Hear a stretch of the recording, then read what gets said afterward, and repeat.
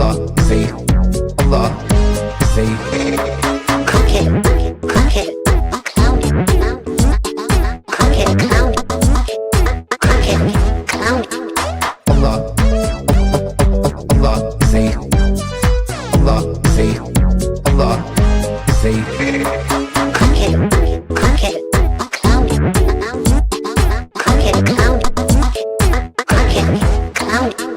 Allah, Allah, say, Allah, say, Allah, say. Crooked, crooked, clown, crooked, clown, crooked, clown. Allah, Allah, say, Allah, say, Allah, say. Crooked, crooked, clown. All right. We are live, everyone. Welcome back to Reasoned Answers, your home for the crackhead clown individuals. Today we have a very special show. We get to talk about the origin stories of our one and only Too Many Marys screen name. The Quran is filled with many errors.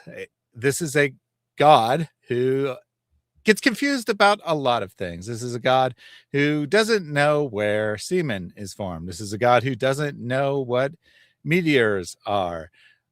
But there's one error in the Quran in particular that has baffled everyone, even people who are normally academics who are normally sympathetic to Islam, as to how in the world Muhammad, or the author of the Quran, could have gotten so confused as to think that Mary, the mother of Jesus, is also the sister of Aaron and by consequence Moses.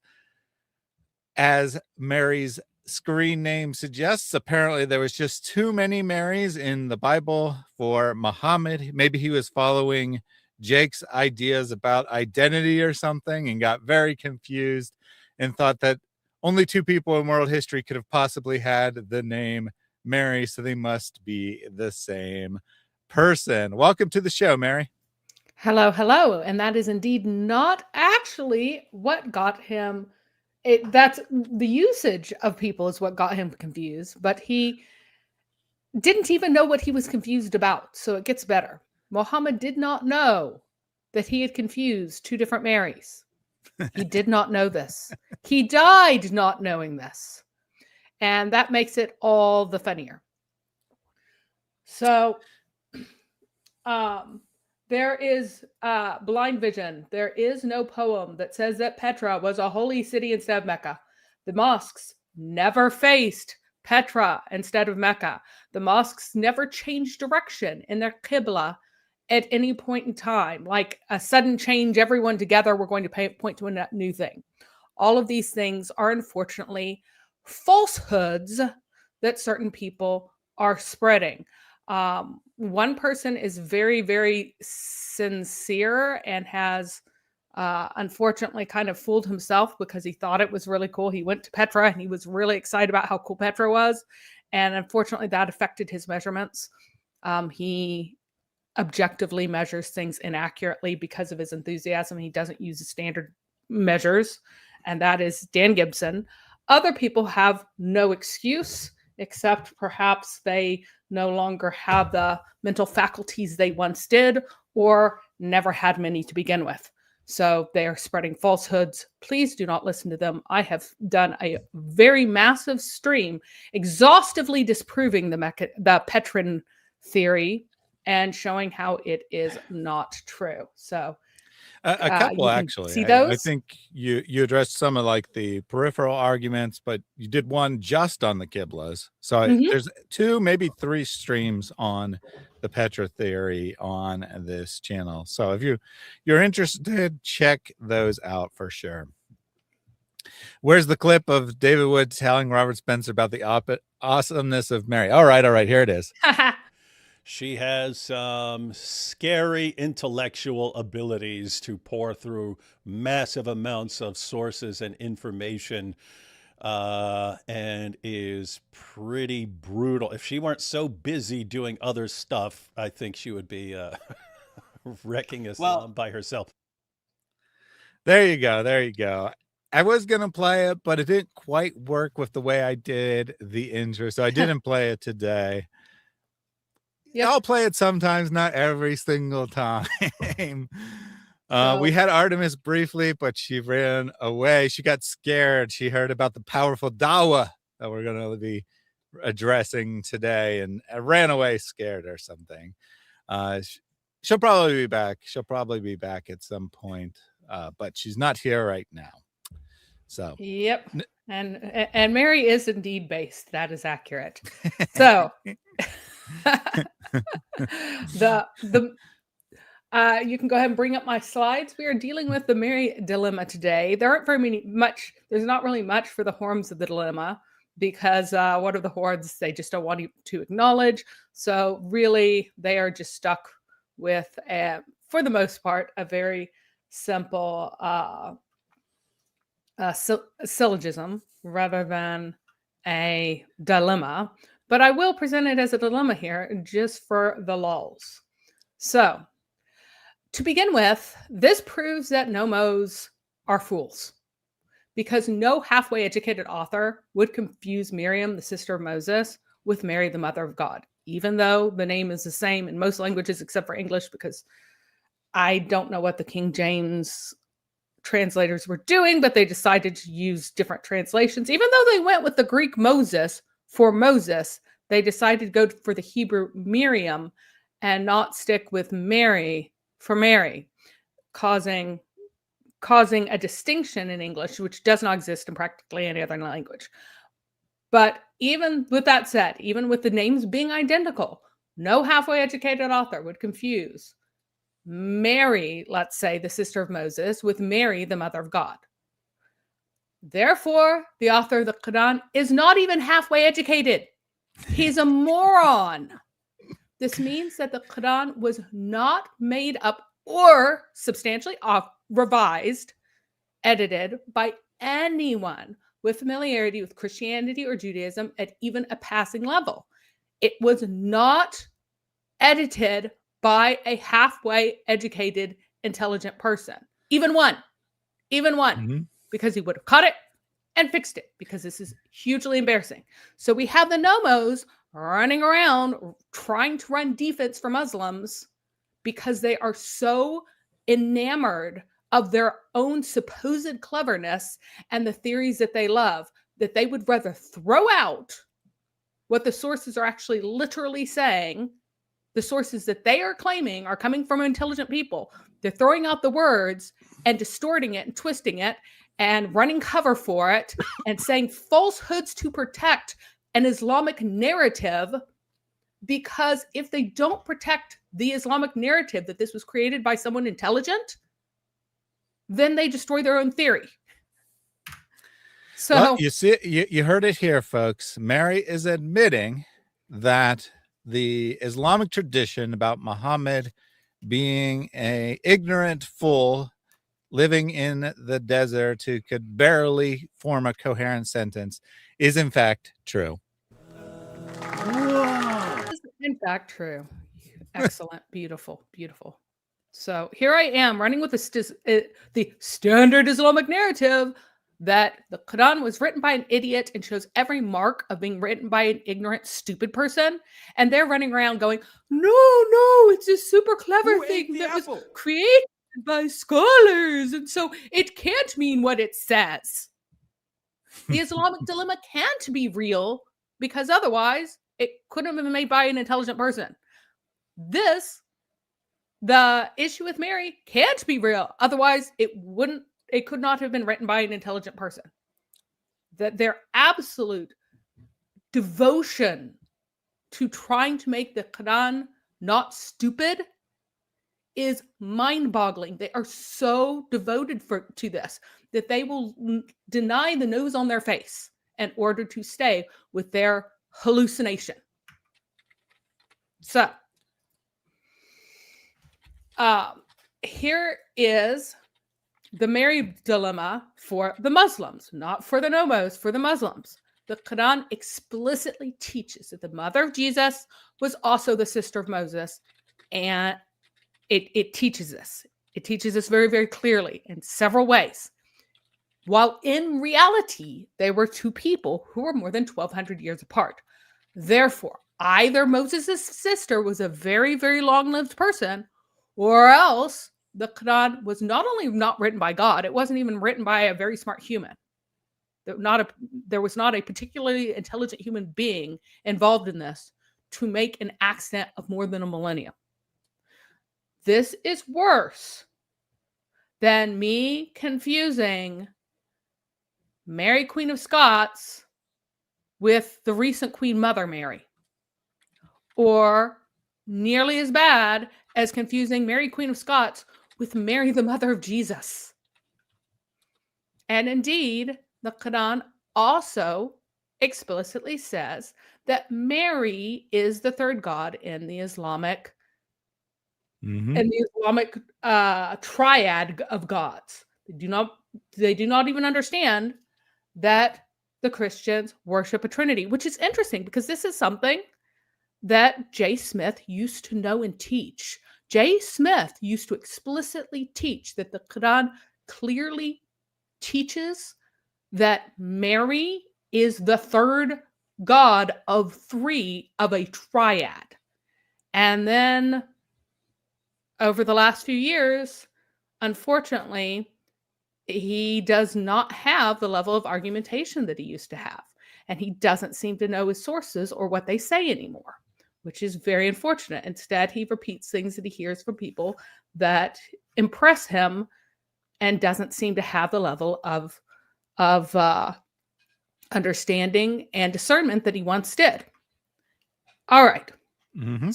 So Santa Boy says, wait, does the Quran also think Mary Magdalene was the virgin? So the Quran doesn't even know about her. Know about Mary Magdalene. It doesn't know about the vast majority of the biblical figures. Correct. Even though that's telling the same story, it doesn't seem to know about quite a lot of them. And then there was a comment here from Nathan, wait until they start to argue about Latin Jesus. So if Muhammad was born 600 years from now, he would probably think that some random people in Latin America are the same as the savior of the world, right? He would probably think they're the same person because that's the level of thought that goes into this individual's head who is responsible for the production of the Quran, not some great committee of scholars creating a perfect narrative to trick everyone, but in fact, a moron who has no clue about history. And Potato Sandwich has a good point. He says that there are actually two supposed trinities or triads of gods in the Quran. There's the one that accuses the Christians of adhering to, that they individually worship Jesus, whose existence begins at conception, by the way. The story of Jesus's conception from Apocrypha is given as a refutation of people who worship Jesus. Because look, he's a human, does not understand the concept of incarnation whatsoever. And his mom was a human, so can't be the third of the three individual gods that you believe in. Because remember that the pagans believed that Allah had three daughters. So Muhammad just projected this onto Trinitarian theology and thought that it meant some sort of triad. But there is an Islamic triad of Allah, Muhammad, and the Quran, all of which are deified. And it's true that they're all deified because Muhammad takes over many of the roles of Jesus that Jesus has only because he is God. And the Quran is eternal and uncreated, which means, sorry, guys, it's God. So,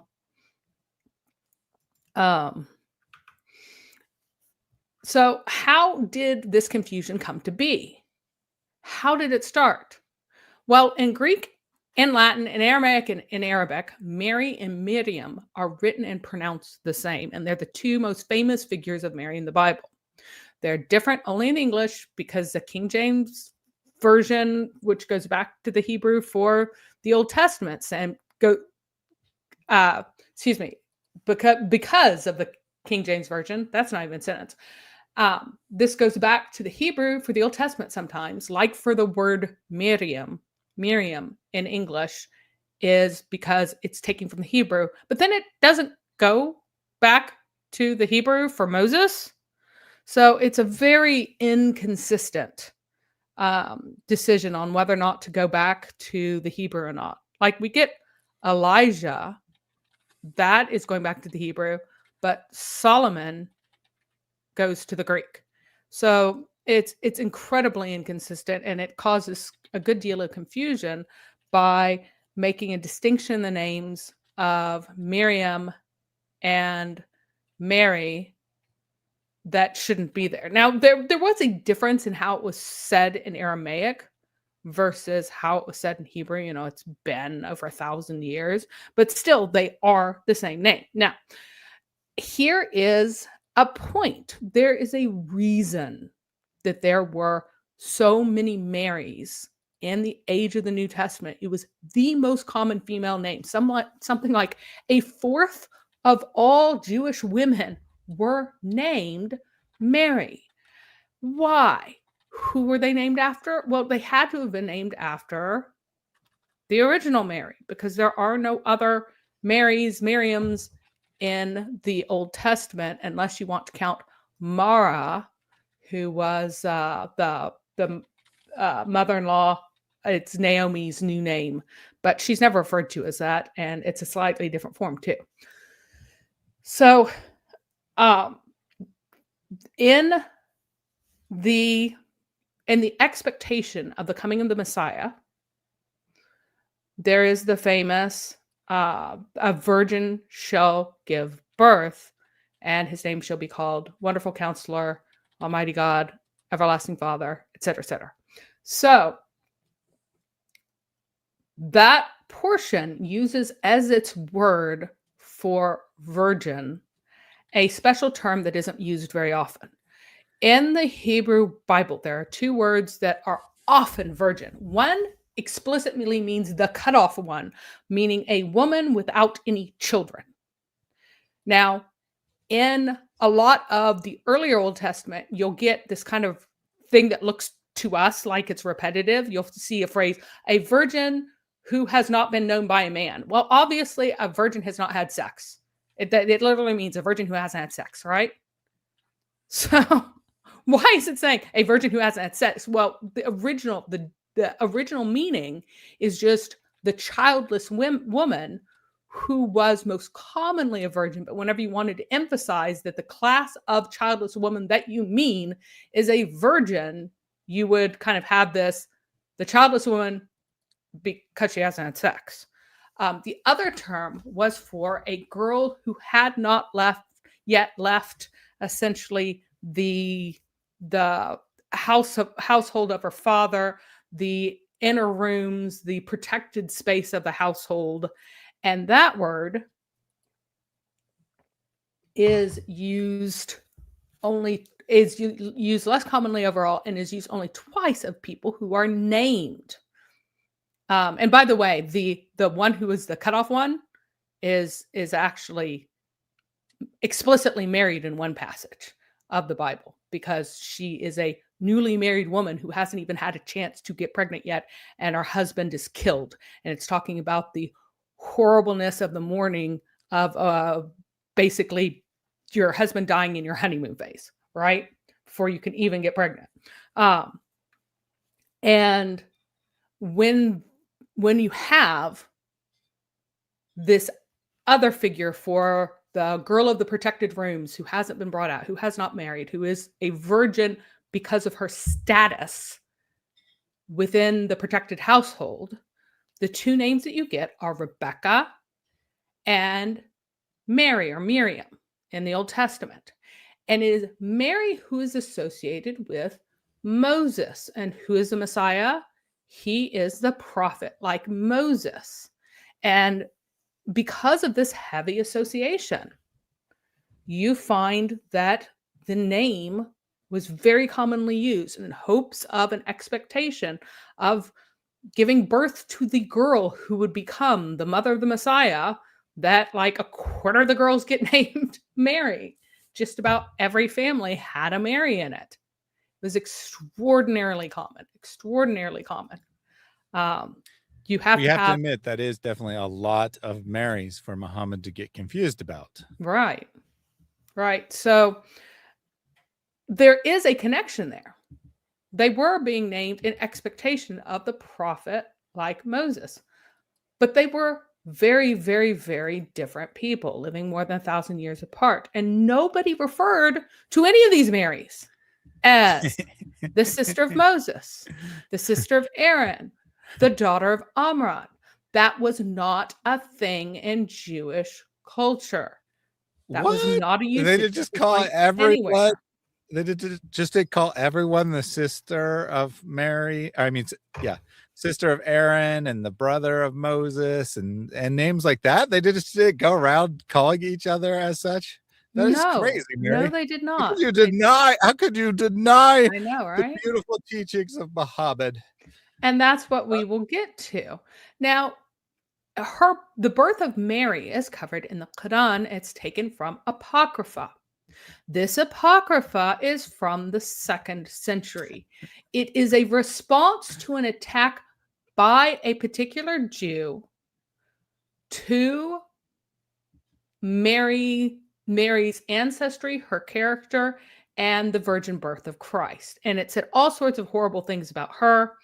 And what's particularly interesting about the Apocrypha is that it adopts some of the novel elements that the Jewish author made up, but then inverts them.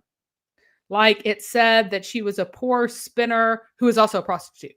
And so instead, the Apocrypha goes, she was a spinner indeed, and she spun the wool for the veil of the temple because she was so pure. So this is something that the Jewish attacker made up.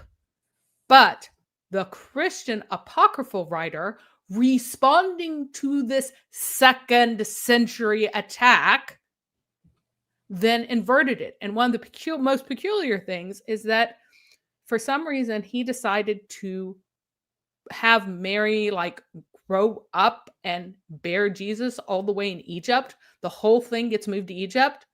And in the Apocrypha, like they just avoid the flight to Egypt at all. They just don't go to Egypt, which is quite peculiar too. You just sidestep this, right?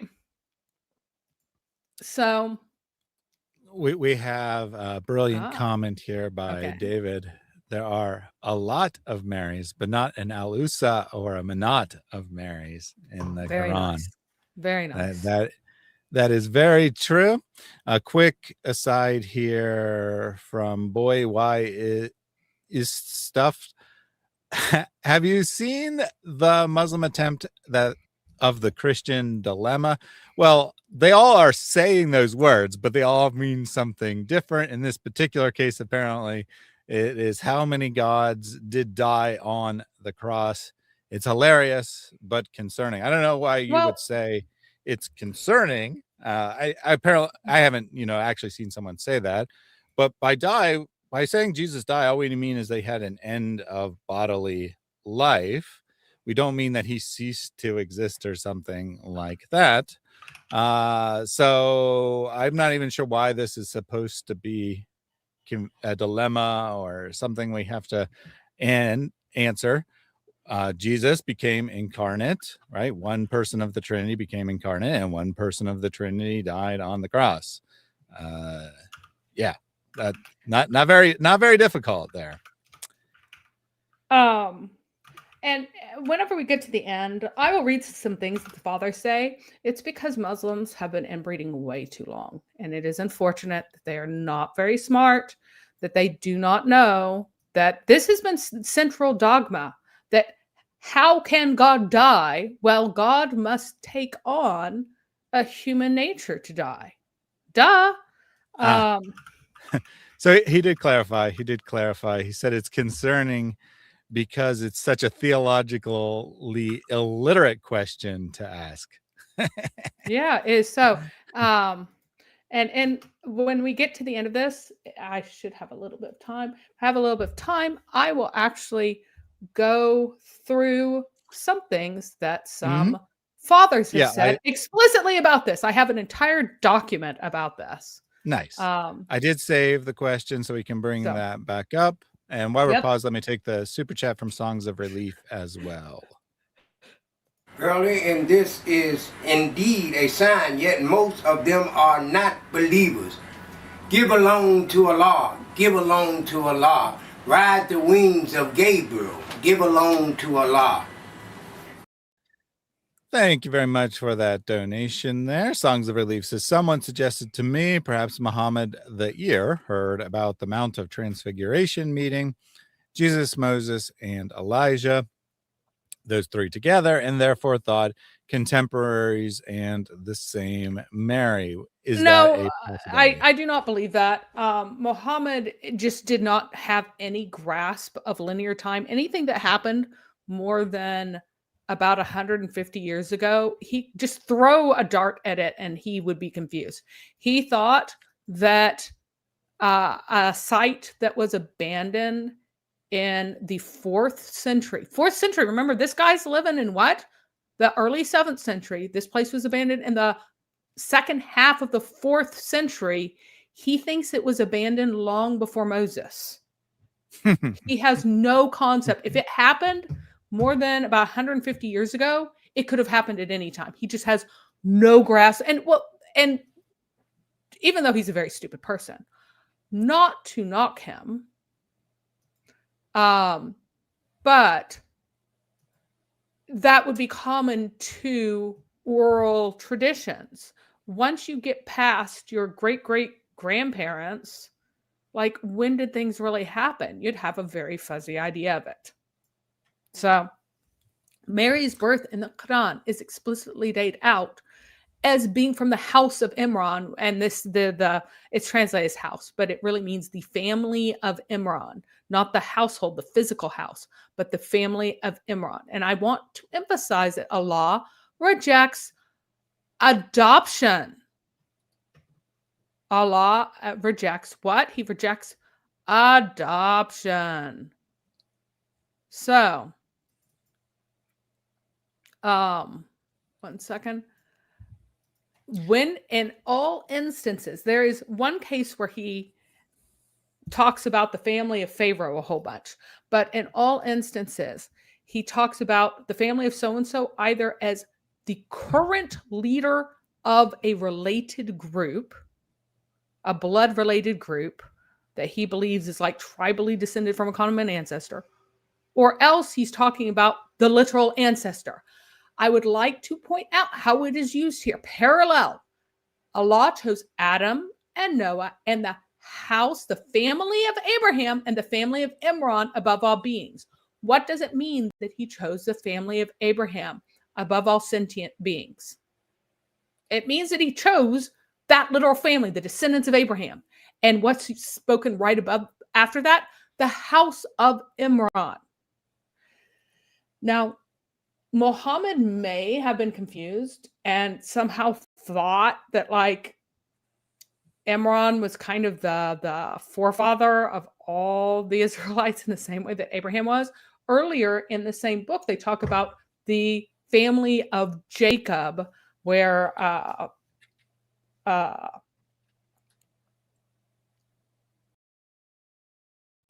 Jew is lamenting about his infertility and talking about being from the family of Jacob.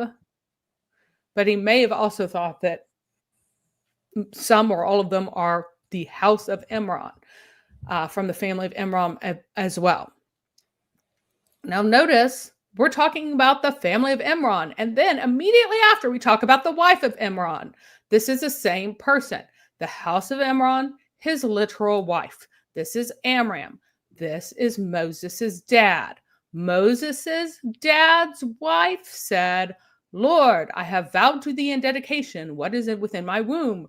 receive thou this from me, thou hearest and knowest. And when she gave birth, she said, Lord, I have given birth to her, a female, and I kept this because it's absolutely hysterical. And Allah knew very well what she had given birth to. The male is not as the female.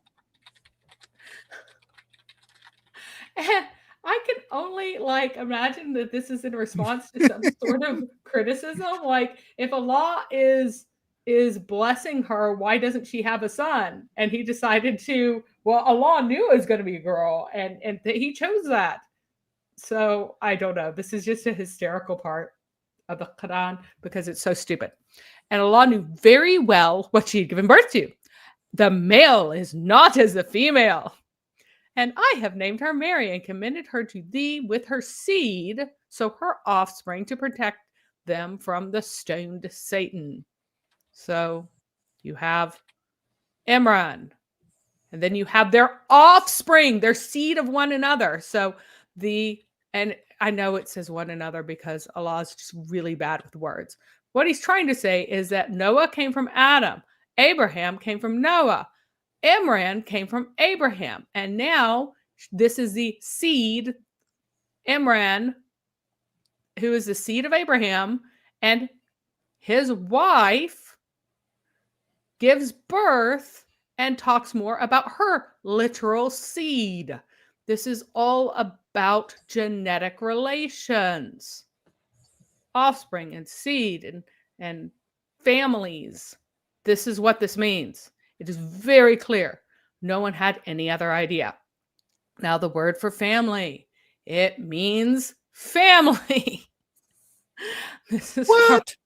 I know, right? Right.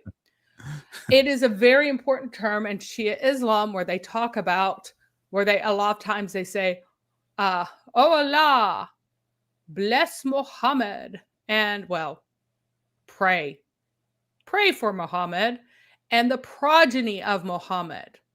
Progeny.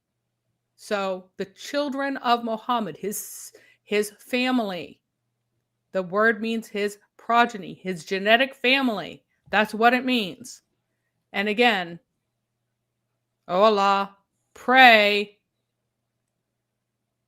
on Muhammad, or pray about Muhammad and his family, his seed, his genetic offspring, just like we're talking about the genetic offspring of Imran and how they were chosen above all the worlds. That's the framing for this. The genetic offspring are especially blessed. And again, another phrase also in Shia Islam, the prayers of Allah be upon him and his progeny, his family, his genetic lineage, and grant him peace. All right. So we got a couple comments from the audience here. Quran doesn't even know Imran's wife or Amran's wife was Jochebed. The wife of Zechariah was Elizabeth. I mean, the Quran doesn't know any woman's name. Why do you think Mary, that's it. Imran is? It knows one woman, and that is Mary. And he doesn't even know who she's related right. to. According to Allah, there's only been one woman who has a name in the history of humanity. But the Muslims be like, Islam respects women so much it has a whole surah named after Mary. Yeah, and who else has a name? Yeah, you really, really respect those women. Well, You're missing a little bit up here, my friend. Like, you're not even paying attention. they value killing people while fighting in ranks even more because there are two different surahs named after fighting in ranks. Mm-hmm. And cows are at equal level of women, Yeah. right? Because there's a surah of the cow. I mean, Of the cow, it's and then just one of such a dumb argument. Yeah. It's beyond stupid. And there's one of the al-anam means like the livestock. So there's one about cows specifically and about livestock in general. So there we go. I So swear.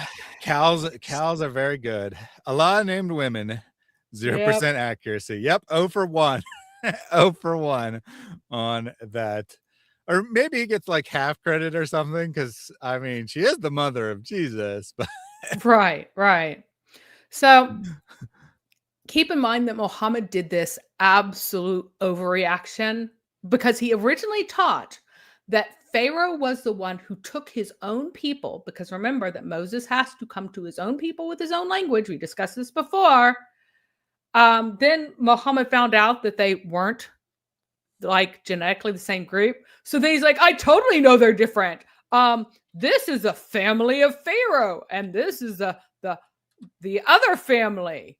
Yeah, they're two different families. I know that. So aside from that hypercorrection, and remember, Pharaoh is in fact the leader of his genetic group, his ethnic tribe. But other than that, in all other cases where family is used for the immediate descendants of a person. And here are a few examples of that. And the prophet said to them, indeed, a sign of his kingship is that the chest will come to you, which is an assurance from your Lord and a remnant. And this is about Solomon is getting the Ark of the Covenant, which apparently flies down on wings. Just don't ask. Muhammad, Allah is really dumb. And it has a remnant of what the family of Moses and the family of Aaron had left. Notice that here, there's even a distinction between the family of Moses and the family of Aaron. He does know that they are that they're related, but here he's talking about the specific descendants of Moses put some stuff in here, and then the specific descendants of Aaron put some stuff in here. So there's stuff from Moses's descendants and stuff from Aaron's descendants in distinction. That's how clear the word family is for a genetic line. So before, when we're talking about the house, the family of Imran and Mary being born from it, it means that she is a direct descendant of Imran in the normal usage of the Quran. And then we have the family of Abraham got the scripture and the hikmah, which is a distinct thing that comes apart from the book, and conferred upon them a great kingdom. So we have the family, the descendants of Abraham. And thus will your Lord choose you and teach you the interpretation of narrative and complete his favor upon you and upon the family of Jacob, generally, the descendants of Jacob, as he completed upon your fathers before Abraham and Isaac. And indeed, your Lord is knowing and wise. So the fathers are literal fathers, meaning literal ancestors. Abraham and Isaac are the literal ancestors of these people. And the family of Jacob are his literal near kin and descendants. So a quick question from Boy here. Why is a Muslim doing shirk in the chat? If you're referring to the guy who keeps expressing his undying love for Muhammad as his God, well, that is just a requirement of being a Muslim. Allah is kind of an afterthought. The real God of Islam is Muhammad. So yes, that's shirk technically, but it's also essential to Islam to worship Muhammad. So glad to clear that up for you. And yes, he's saying shirk with an English accent, not shirk. Sorry, guys. All right. All right. So we have another one talking about the family of Lot who flees, or who is spared from Sodom and Gomorrah. He does not flee because the messengers don't run away. We've covered that before. The family of Lot means his wife and descendants, his family. Then she brought the child, and now we go on to whenever Mary, so now we've covered Mary being born in the family line, in the genetic line of Amram, the father of Moses. Now we are going to look at Mary giving birth to Jesus. So she runs off. She's not married. She is unwed in Islam. And she runs off and has the baby, and then comes back carrying the baby. And her folk say, Mary, you have surely committed a monstrous thing. Sister of Aaron, your father was not a wicked man, nor was your mother an unchaste woman. So they are addressing her as sister of Aaron. What Muhammad is doing here is showing off by showing that he totally knows that Aaron is the brother of Moses. That's what he's doing here. Her father is Amram, Moses' father. And that's given with the same level of designation as Abraham in terms of family. The family of Abraham, the family of Imran, they're related to one another. She is from that line. Her father is Amram, the father of Moses. Her brother is Aaron. Her other brother is Moses. That is understood. That is what is being said. Muhammad is showing off here how much he knows by saying sister of Aaron, the slightly less famous brother. Haha, look at me. Look at how intelligent I am at showing off how much I know about things. Mary, the mother of Jesus, is not only the sister of Moses, but also the sister of Aaron. So two things. So clarified that the Muslim, I had missed the particular comment, but he's made it several more times since then, was saying that Jesus is life. Well, you're correct about that. Jesus is the way and the truth and the life, but that's not an Islamic belief. You are in fact committing shirk. He keeps spamming how much he loves Jesus as a Muslim. You don't. You hate Jesus. You believe in some fake Isa of Muhammad's distorted imagination, and you hate Jesus. If you love Jesus, you would follow his words. And his words indicate that Muhammad is a disgusting false prophet who is leading you to hell. So either you hate Jesus and love Isa, or you love Jesus and hate Muhammad. Those are your options. You can't love Jesus, the real Jesus, and love Muhammad. Then we have Tawhid Islam here, demonstrating the same level of intelligence as his prophet.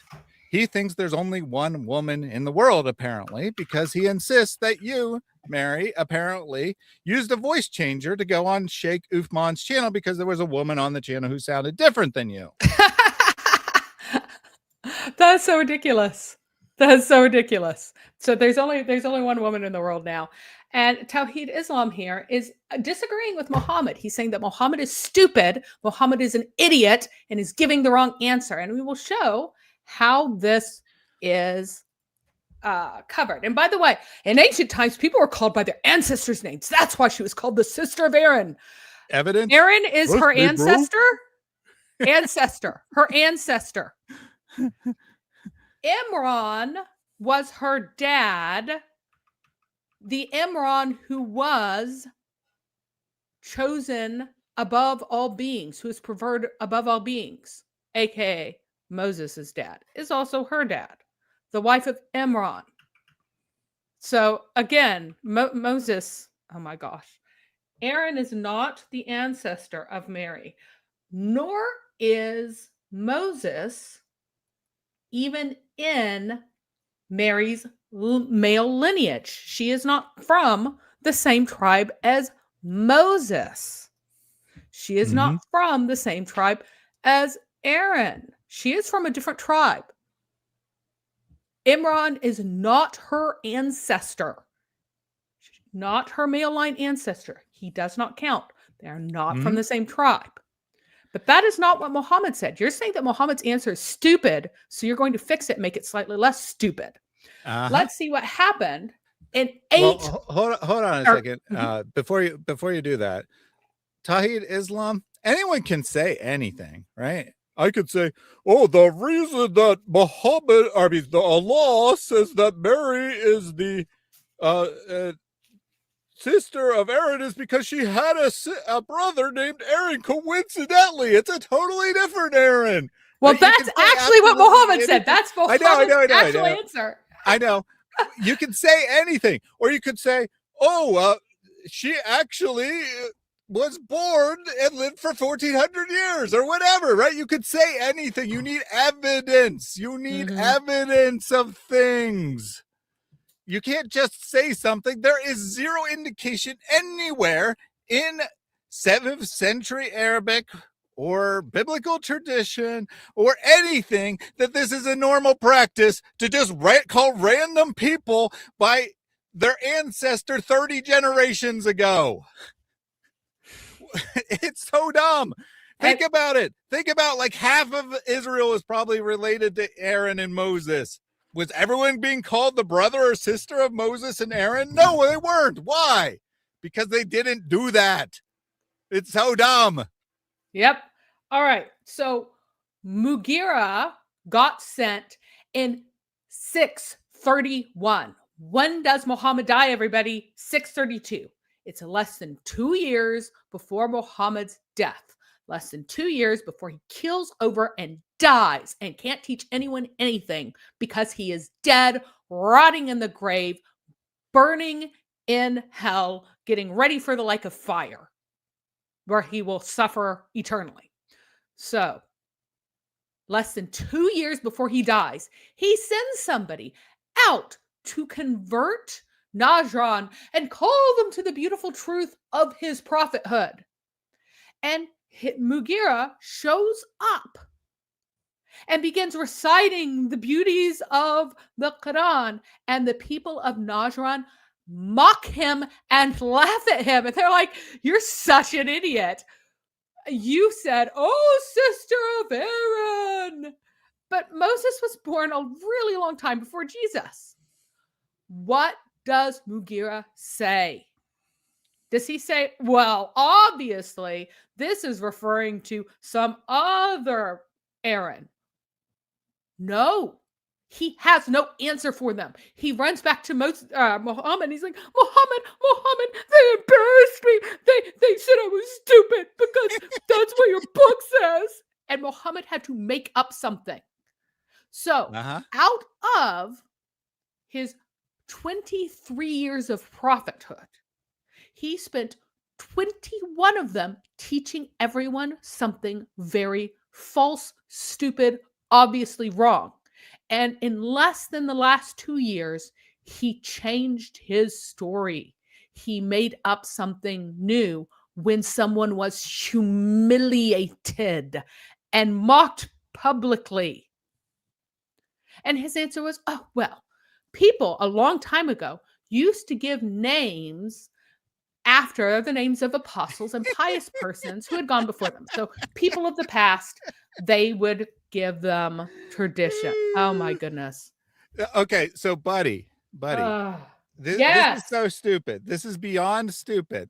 Yes, this was tradition. You're a hypocrite. Jesus is called son of David in the Bible. Is Jesus son of David biologically? Yes. No. First of all, he is. Because son means descendant, right? He's descendant of it. Second of all, this is referring to the royal family exclusively. Yep. So it's a double fail on your part. Yes, people can use dynastic names, right? Son or daughter for a previous ancestor. Yes. Sister, brother, no, never. And those it has are to be completely different things. An ancestor. All right. So, again, he's running around every single follower of Muhammad up until this date believes that Mary is the sister of Moses. It's only after the humiliation comes that he comes. Yeah, Muhammad was a liar. Muhammad is a pathetic, disgusting liar. I mean, right. okay, look, Muhammad's word. Hey, Tawheed Islam. You need to stop shirking. You need to stop doubting Muhammad. Muhammad told you the correct answer to this question. You think you're smarter than Muhammad. Muhammad told you the correct answer. It's on your screen. He was asked this exact question. And what did he say? Did he say, oh, they just use that kind of language? No. To refer to people all the time. No, that's not what your prophet said. You know the Quran better than your prophet, apparently. That's what you're telling me. Mm-hmm.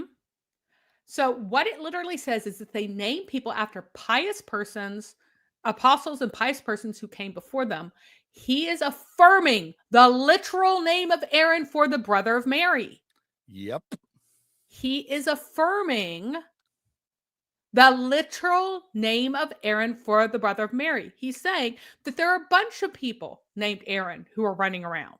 There are a ton of people named Aaron running around because people just named people after their ancestors. There's a problem, though. Do you know what name wasn't used in the 1st century BC Aaron. or AD? Aaron. Aaron was never used. Aaron was not Aaron, used as a Moses, name. and many other patriarchs were never used as names Correct. during the 1st century. So there or was the late no Second one. Temple period, if you prefer. Yes. So there was no one named Aaron at this time. There was no one named Moses at this time. They did not have those names in circulation. There are no recorded names of Amram at this time. These names were not in circulation. They were not used. So Muhammad said something false, demonstrably false. We have many records of many people with many names. We have inscriptions. We have gravestones. We have historical records. And they're not given these names at this time. Just like in English, you don't name your kid Jesus. That's freakish and weird. You don't do it. It's disrespectful. In the same way, there was an embargo at that time on those names. So no one was named this. It's false. It is a lie. It is a lie. But Muhammad is affirming the literal name of Aaron for the brother of Mary. Now, there is another issue here. Moses lived a long time ago, and Mary's appears to have Aaron as a brother, and so Moses would be her other brother in this. So what's happening? He's trying to disassociate the issue. He's saying that no, her brother just happens to have the name of Aaron because he was named after the famous Aaron. But the problem is that we have the verse which says that her dad was the famous Imran, for whom the family of Imran was named. The great Imran, the house of Abraham, the family of Abraham, and the family of Imran, the great family who was chosen above all others. That makes her brother actually Moses. And keep in mind, remember, Mughira went there believing her brother to be Moses. Mm-hmm. Mughira went there believing her brother to be, or her father to be Moses' father. And this is his attempt. Oh, no, it just says Aaron. That, if it were possible, which it is not, because no one was named Aaron in the 1st century BC, then that would only fix that one element of it. It wouldn't fix Imran. Muhammad forgot that he had screwed up worse than this. And so he came up with an answer Well, he wasn't that asked doesn't about work. that part. He didn't ask about that part. He only asked about one part. So he just said something really fast. First thing that came to mind. By the way, the word naming, sometimes it is call after. It's used like the English word name. If we're going to talk about what you name your baby, it's the only word you use. But you can also do, he was named the president of such and such. You can also use the term in that sense, but it's an extension of the literal sense. It's an extension of the literal sense. In this case, it means literally. Her brother was literally named. It's from the basic name for the word for name. And it means he was named Aaron. That's what he was named. They named their kids after famous people, just like there are people today named Muhammad. It's like, if you say so-and-so, sister of Muhammad, you wouldn't mean that it's the prophet of the 7th century without more evidence. He's trying to make that kind of claim. Does not work in context because of the historical impossibility of him being named Aaron, of her having a brother named Aaron, and the historic impossibility of her having a father named Imran as well. Now, again, Mary is literally from the family of Imran, who is chosen above all beings in the same way that the house of Abraham is. So, again, I want to point out, he is affirming the literal name of Aaron for the brother of Mary. Muhammad doesn't know, is not confident that the sister of Moses has the same name. He's not even sure why he thought he had picked up on the idea that she was the sister of Moses. He thought that he just made a mistake. He didn't know that they have the same name. He never finds out in his lifetime. He dies less than 2 years later, writhing in pain from his severed aorta, knowing that himself to be a false prophet and believing that this is a condemnation, that the poison that was given to kill false prophets and the method that was done, the severing of the aorta for a false prophet, has proven him as a false prophet. He believes all of this as he lays writhing. At that moment, he does not know that Aaron and Moses' sister's name actually was Mary or Miriam. He doesn't know this. So he had previously been claiming that he was going to be married off to the wife of Pharaoh and to Mary, the mother of Jesus in heaven.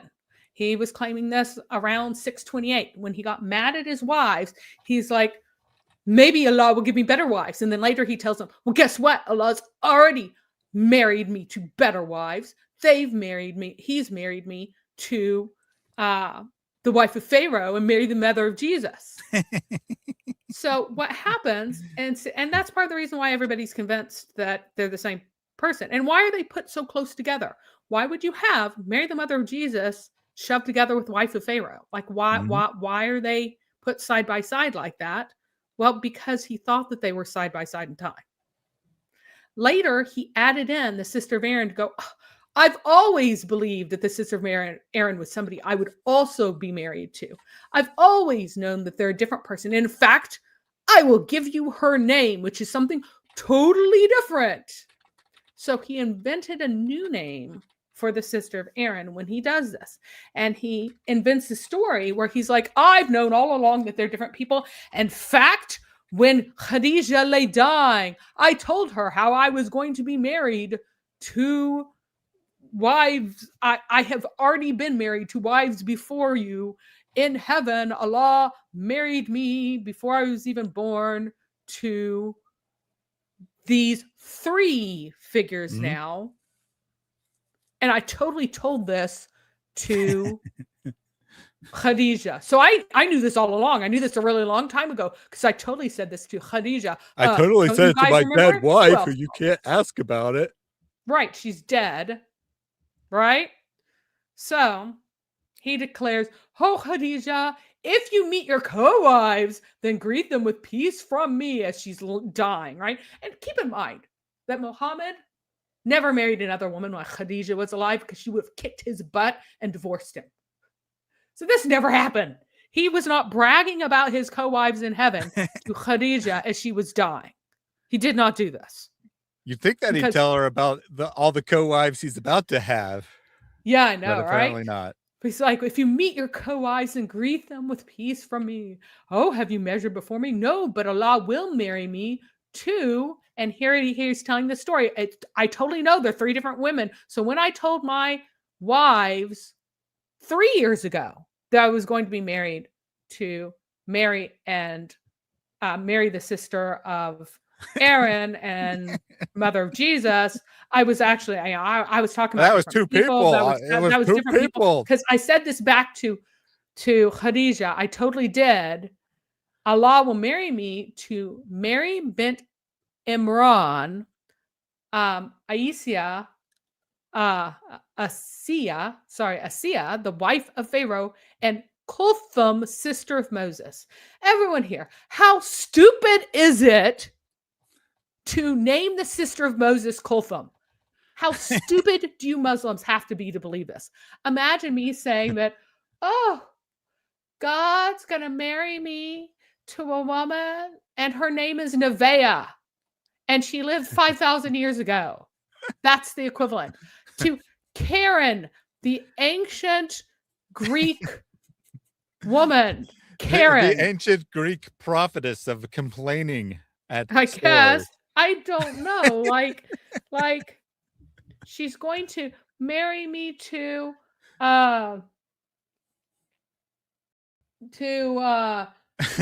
Gertrude, the ancient Egyptian woman named Gertrude, right? Like these aren't the same languages. This is not a name in Egyptian. Asiya is also not an Egyptian name. It's another name that is Arabic, but the funniest one is Kulthum because Kulthum was an incredibly popular name. It's like picking a top 10 name. So Cargo Crew Ella, here has right? his ingenious Nomo response. These kinds of mix-ups are very common in cooked-up stories. No big deal. Yeah, one author often confuses their own story that they've spent a long time crafting in order to deceive everyone. They just totally get all the names wrong, right? They just totally mix up all the details that they themselves made up 5 minutes ago while they're writing the first part of the story. So again, hey Mary, you're a novelist. You make up names all the time. How many times have you used the wrong character name at the end of your novel? Never.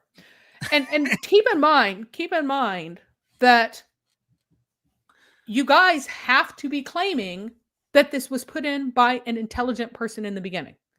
But it wasn't. It is stupid. It is embarrassingly stupid. Cargo crew, quit saying the Quran is not stupid. The Quran is very, very, very, very stupid. It is the stupidest book I have literally ever read. And I've read some garbage. It's almost like a person making it up as they went along revealed it over a period of 23 years or something, rather than all at once. I don't know. Seems to be consistent. Oh, and by the way, the Quran also, in addition to, of course, Mary's supposed brother, the Quran does in other ways seem to think that Moses and Jesus are near contemporaries.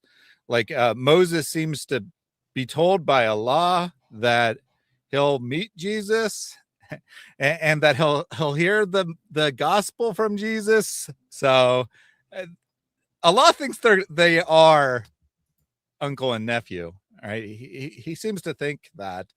And then a long time later, Muhammad is confronted on this, and suddenly the story changes. And keep in mind that Muhammad also thought that Salman ran around and met Jesus too. Yeah. Well, that'd be perfectly consistent with everything happening simultaneously in the Quran. Like all the figures seem to be contemporaries of one another. Maybe Noah's not, but for the most part, everyone is basically contemporary with each other. They all know each other, right? Like David knows Moses, and they both know Abraham, and all of them know Jesus, right? They all seem to be happening at the same time. The Quran has no conception of time whatsoever. But obviously, this is the work of a genius that then got confused when he was later writing the Hadith. And by the way, the Hadith are even sometimes earlier, according to some nomos. It's just goofy. I'm going to put this challenge out there to Muslims. Show me anything in the Quran that proves that, let's just say, David and Abraham are not contemporaries, or Moses and Jesus, your choice, are not contemporaries, because the Quran has no conception of time. It does know. Yeah, it just turns around and gets things upside down. It turns around and gets things upside down. It's very but it used the title for king for Pharaoh at the time of Joseph, even though we have zero idea when Joseph lived, according to the Quran, and therefore it's historically accurate. Yeah, because they think that the name Pharaoh refers to one person. They think it's a proper name, used as a... So hold on, let me address this moron here. He says, debate Orthodox Muslim lols. And then sadly Mad Monkey deleted it right as I was about to pull it up, but he said I was pooping myself thinking about it. Yes, I'm totally scared of Libiano. Tell him that real that's funny. Tell him that my email is found in every video description, and he can email me and we can set up a debate on a neutral third-party platform, and I would be happy to do it. He hasn't actually even challenged me, so I don't know why he's sending minions to say I'm scared of his challenge when he hasn't even challenged me. But go ahead, tell him to challenge me. I will be happy to debate him or Dean or anyone else on a neutral third-party platform. Now that we got that out of the way, Yep. back to our actual subject, which is Muhammad's incredible stupidity. I'm sorry, Allah's incredible stupidity, thinking that Mary is related one generation to, or the same generation, I'm sorry, to Aaron. So keep in mind that he's giving the kids the equivalent of like the most popular names in his time. And one of his daughter's names, which is even funnier, like his own daughter, he gives to the sister of Moses. And there are 3 versions of this hadith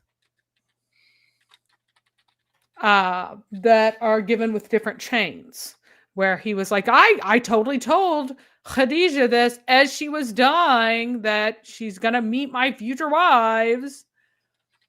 Then we have the ones that somehow leave out either the names or the name of the sister of Moses, because again, like later Muslims found out the sister of Moses was actually had the same name, and so did not want to repeat this, so they would just delete it. Or they would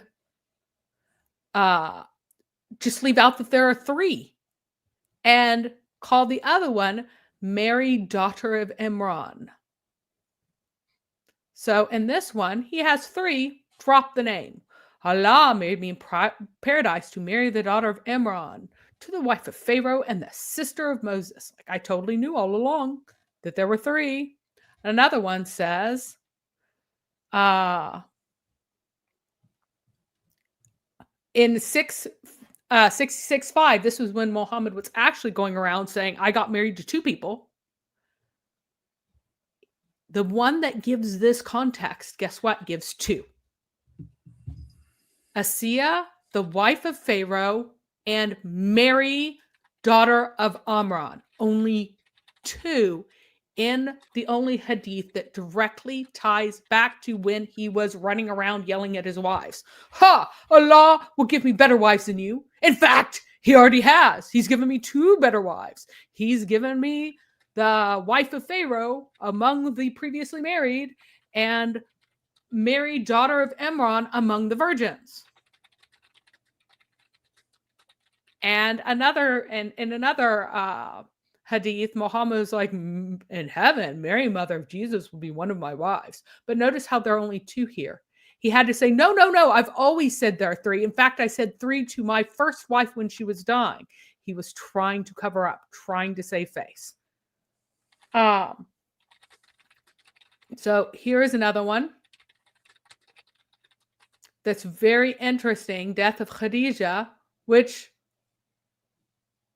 loses our third individual. It loses. It's just Mary bint Imran and Asiya bint Muzahim's house, which is these are completely Arabic names. It's hilarious. But anyway. They had Arabic names in 2nd millennia BC Israel. Come on. Very funny. So the people who attempt to save it in modern days do not go back to what Muhammad himself said, saying that her brother really was named Aaron. Like Tawheed Islam, they lie about what Muhammad said. They make up their own things and they claim that it's a figure of speech. People just called them after random prominent people and just would call people that randomly. That isn't what it says. It says you would actually name don't understand someone. why they do this, because on the surface, without actually knowing, and no Muslim would actually know what names are common in the 1st century, saying that they happen to have the same name is way more plausible than inventing a literary device that has 0 evidence for it. Well, the reason why they want to invent the literary device with 0 evidence is because they're not facing just the sister of Aaron. They're also facing the daughter of Amran. I know, and but having they never say that part of it, right? I mean, that would make it even that would make the literary device or even idiom or stupider because it's whatever even random. stupider. It would make it even stupider. Because I mean, Imran was not a prominent person. Yeah, exactly. He wasn't a pious, famous person that anyone would be named after. But saying that, oh, you know, names were just common and they recirculated, the fact could have kind of covered that. But the fact that they're both, that level of coincidence, makes that Muhammad's actual argument embarrassing. There's also the fact that her name is Mary. And all Muslims today have access to the information that Moses' sister was also actually named Mary. And so now you have three names together that really strain credulity. And so they want to go, well, they would just use this as a figure of speech. But no such figure of speech exists in Arabic. Mm-hmm. No Arabs understood it that way. No Arabs thought that this was plausible. That's why the guy was flabbergasted. That's why he's like, Muhammad, they embarrassed me. I didn't know what to say. He didn't know because this didn't exist as an Arabic thing. If you believe that, oh, people really long time ago said this, you need evidence for it. There is none. Muhammad lied. He said that, you need oh, evidence these of this people, these supposed weird figure people of over speech, here, right? they had these traditions. They had these customs. No, they didn't. Muhammad can lie to stupid, ignorant people and convince stupid, ignorant people that this is true. There is no speaking such of tradition of calling people randomly by previously famous people. Jesus being the son of David is a messianic title that means that he is from the literal like house of called David. He is the Davidic ruler from the ruling line. There is no ruling line of Moses. There is no dynasty of Moses. This is a dynastic title. And it's not sister of random person. It's not brother of random person. Other people didn't get called son of David just randomly. That was a title for the king, that you are a descendant of David. You are of the Davidic line, for those kings of the Davidic line, and later for Jesus as the Messiah. It is a meaningful title. It's not, oh, there was this pious person and we just call people by pious person. No, did not exist. It is not at all people parallel. need to actually think about this, right? So if you call someone the son of something, right, that at least you can at least see how that would mean descendant, right? You can at least see how figuratively son could mean not direct son, but grandson or great grandson or whatever. But how in the world is sister supposed to mean descendant? It doesn't make any sense. A son comes after someone. A sister doesn't. They're contemporary with one another. And then you said morons just make up stuff. Well, speaking of morons just making up stuff, we got some guy come in here.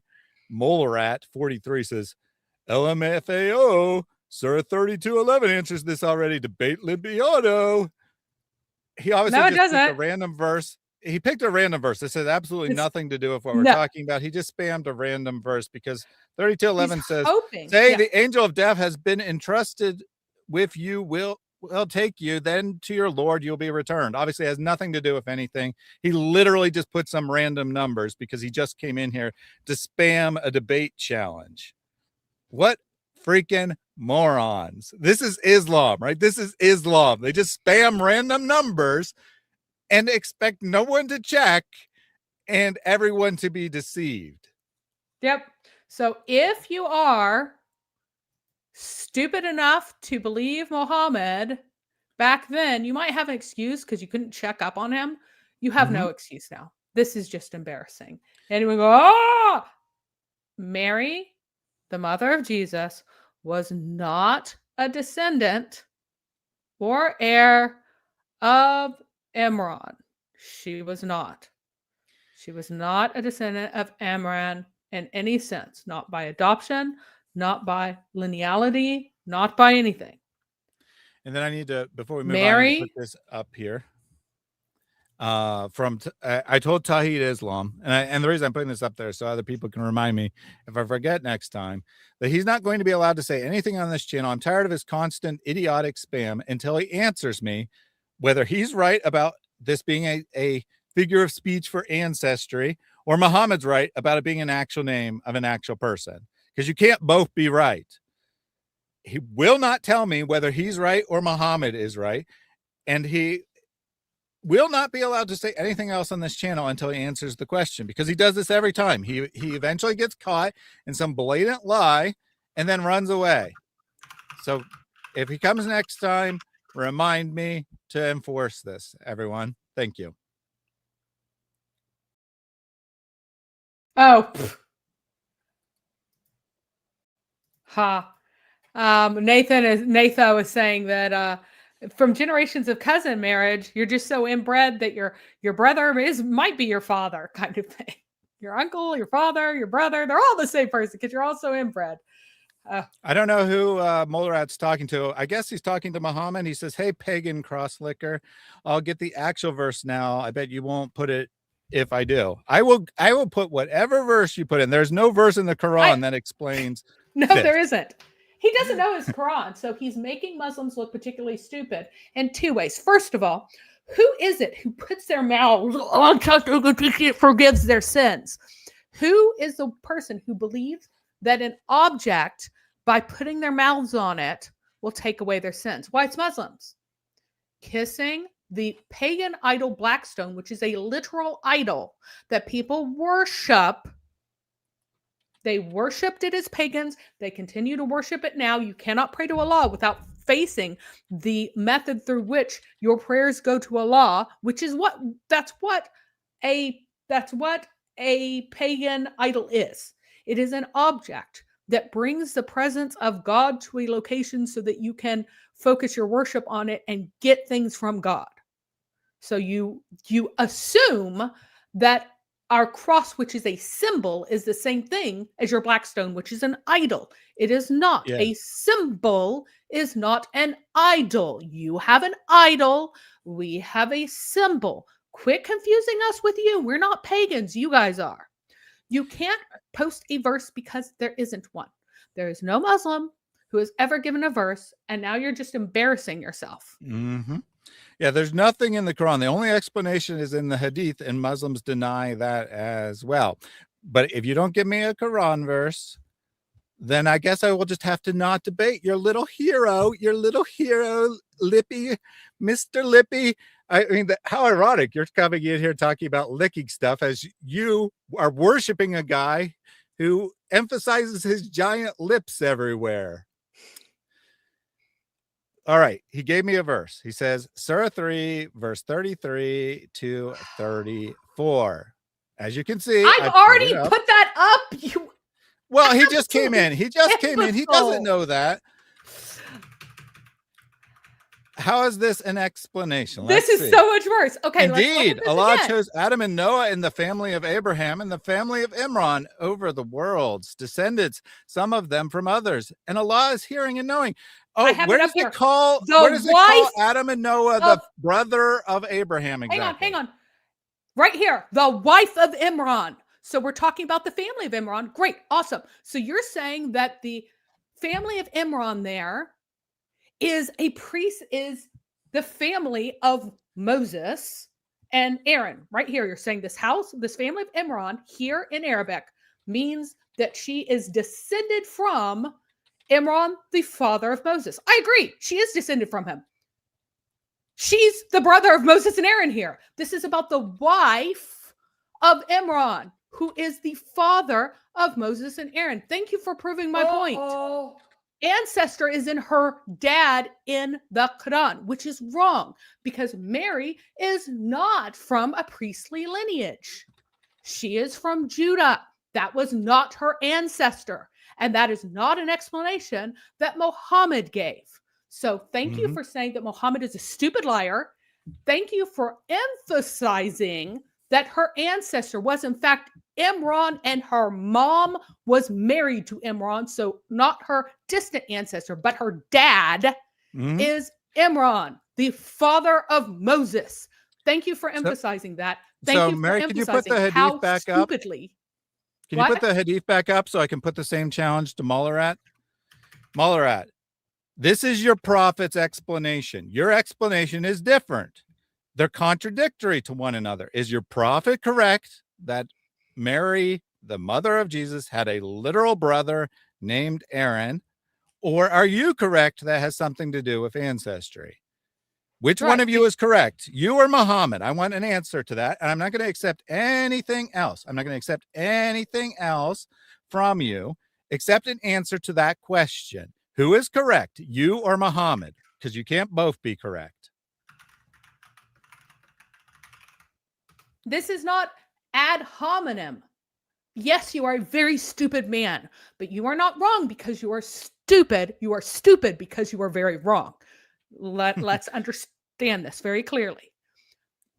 You said that was an ancestor is Imran there. And but in fact, he needs to answer my explicitly question. He says, why are you lying? So, I'm not Sahih Muslim. Those are not my words. Those Sahih Muslim. Is Sahih Muslim lying? Is Sahih Muslim lying? Buddy, your idiotic prophet says, oh, they just used to name people after their ancestors. Great. No, Mary literally has your prophet brother says named Aaron. they gave pious persons, and to pious persons, not necessarily ancestors, that they gave name. So Aaron. Yeah. Heroes of the faith. Sorry, I should say heroes of the faith. So he's saying that your Mary's brother just happened to be named Aaron because he's named after pious persons. You will give me an answer to this no, question. That's not an ad hominem. Well, he said both of us are right.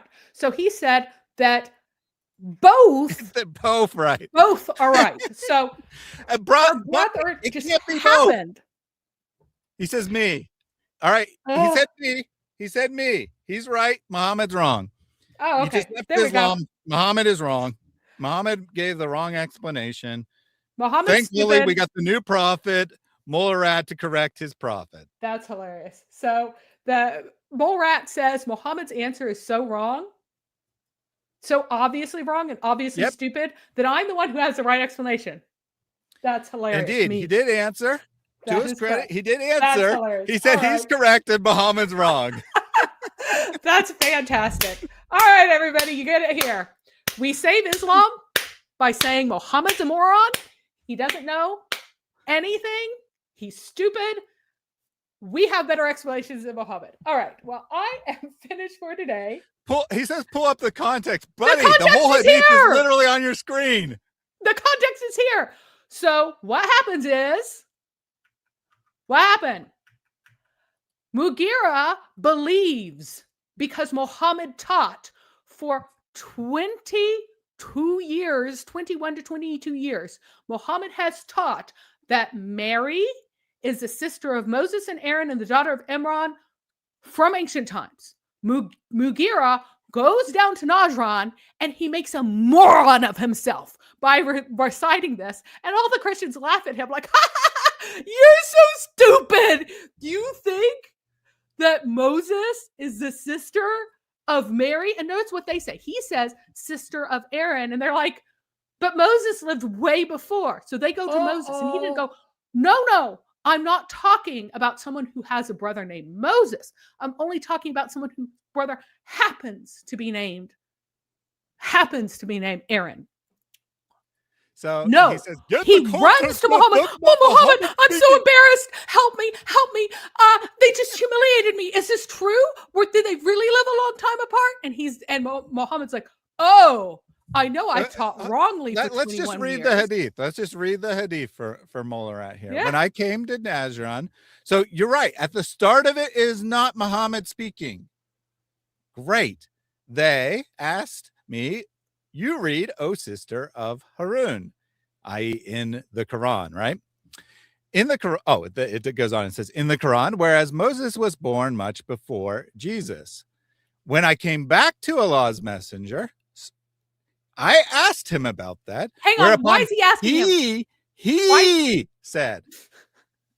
Why is he asking him? Why does he have to ask about this? What does Mughira believe? Mughira believes that Mary is the sister of Moses and Aaron and the daughter of Amram. Mary, in his mind, is in this family because Muhammad has taught this forever.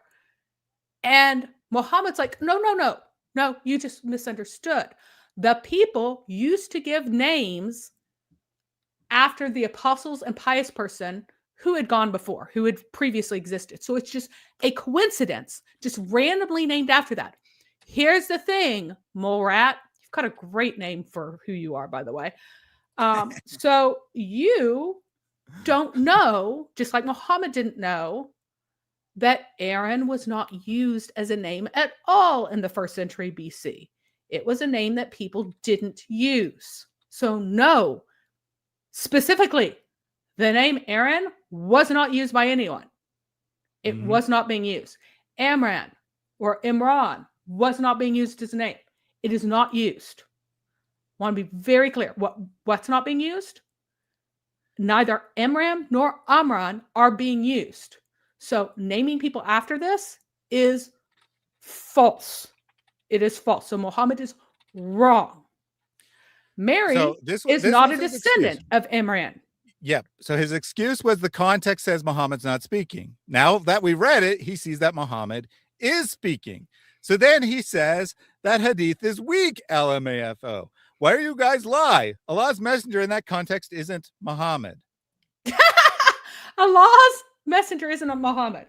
All right. Right. Allah's messenger is not Muhammad.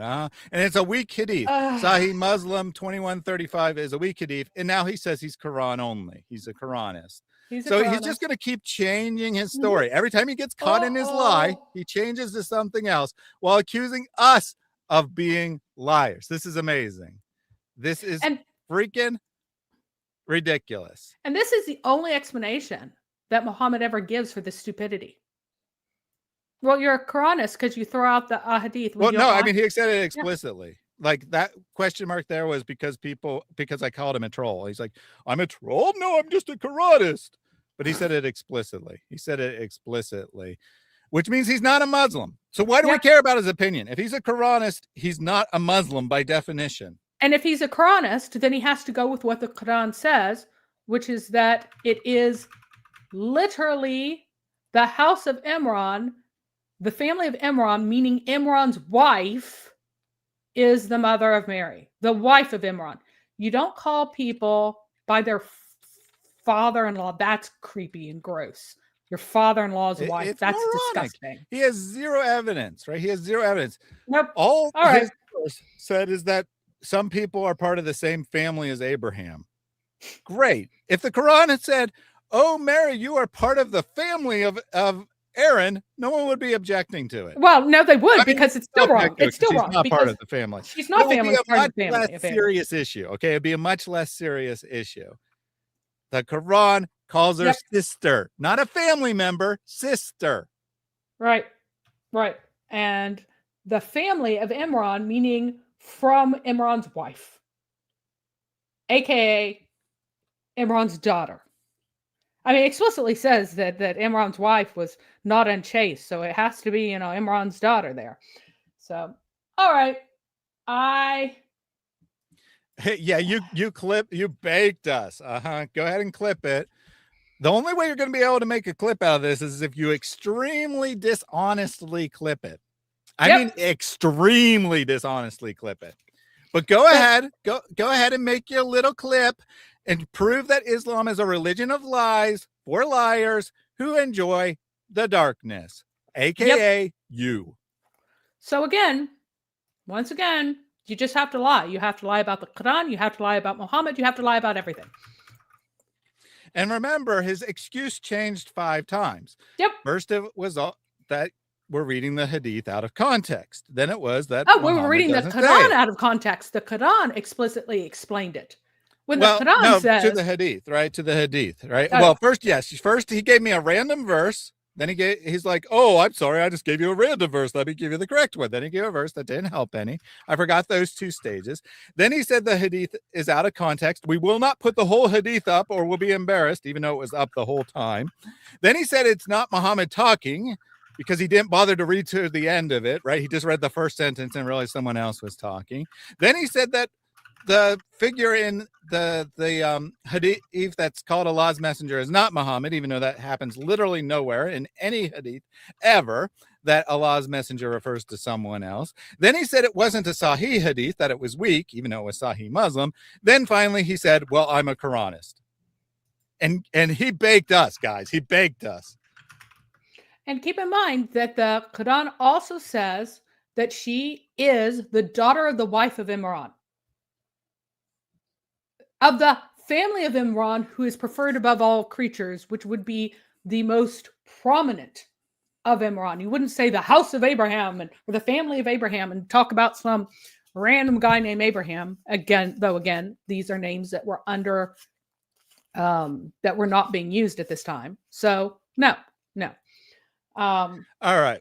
We've had enough of this idiotic troll. Thanks for admitting it. Yes. And we are sorry. Sarcasm much, buddy? Sarcasm much? All right, back to you, Mary. And that's it. Just going to wrap up. Oh. Finally, final statement. Once again, the Quran explicitly says that she is from the family that is preferred, the lineage that is preferred above all sentient beings. Mm-hmm. The family of Abraham and the family of Imran, in parallel, the same way, from the wife of Imran. Her dad is Imran of where? Look at the context. The house of Imran. He is the establisher of the house.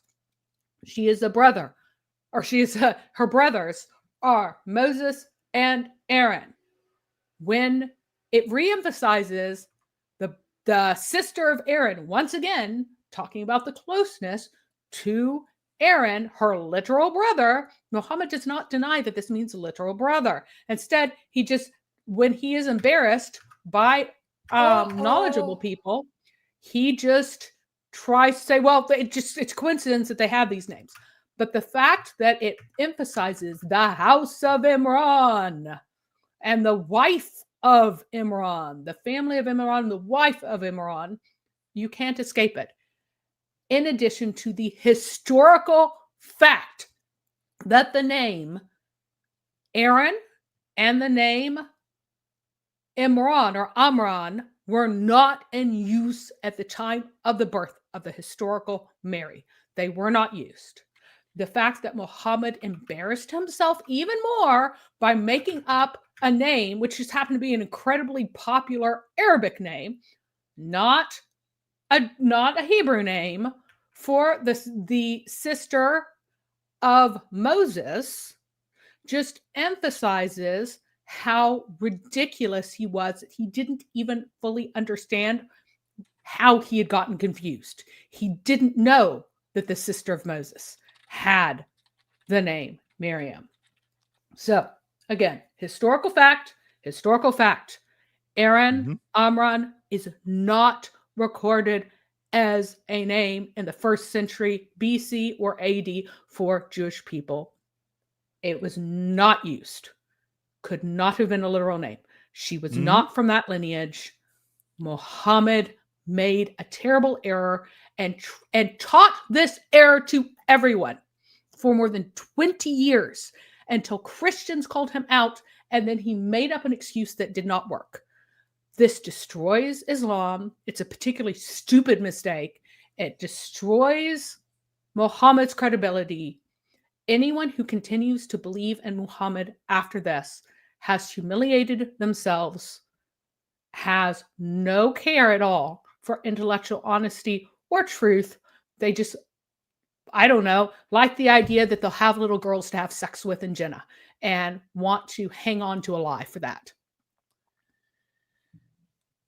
Please ask Mary if Imran or Amran was a common name of the 1st century. Sorry, I don't. It wasn't used. No handle, can't catch numbers fast enough. There was no evidence that it was used. Now, I would say that Imran is a possible name, although we have no direct evidence of it. It's not such a high name that there's a good reason why it wouldn't be used, but we also don't have any direct evidence of it being used, whereas names such as like Abraham or Moses or Aaron or David. They're just not used during that time period.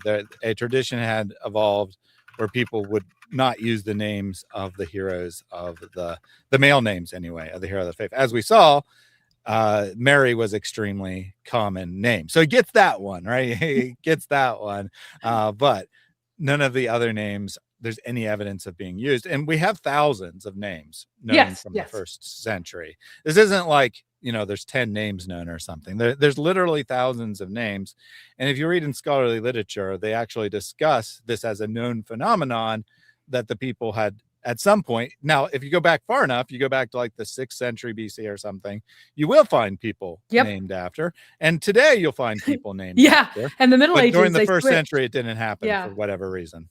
Yep.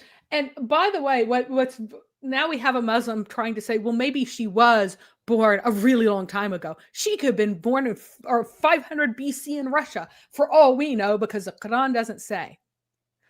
So here's the issue. We know when Jesus lived and died and where he lived and died because of plenty of sources outside the Bible. There is history, literal history.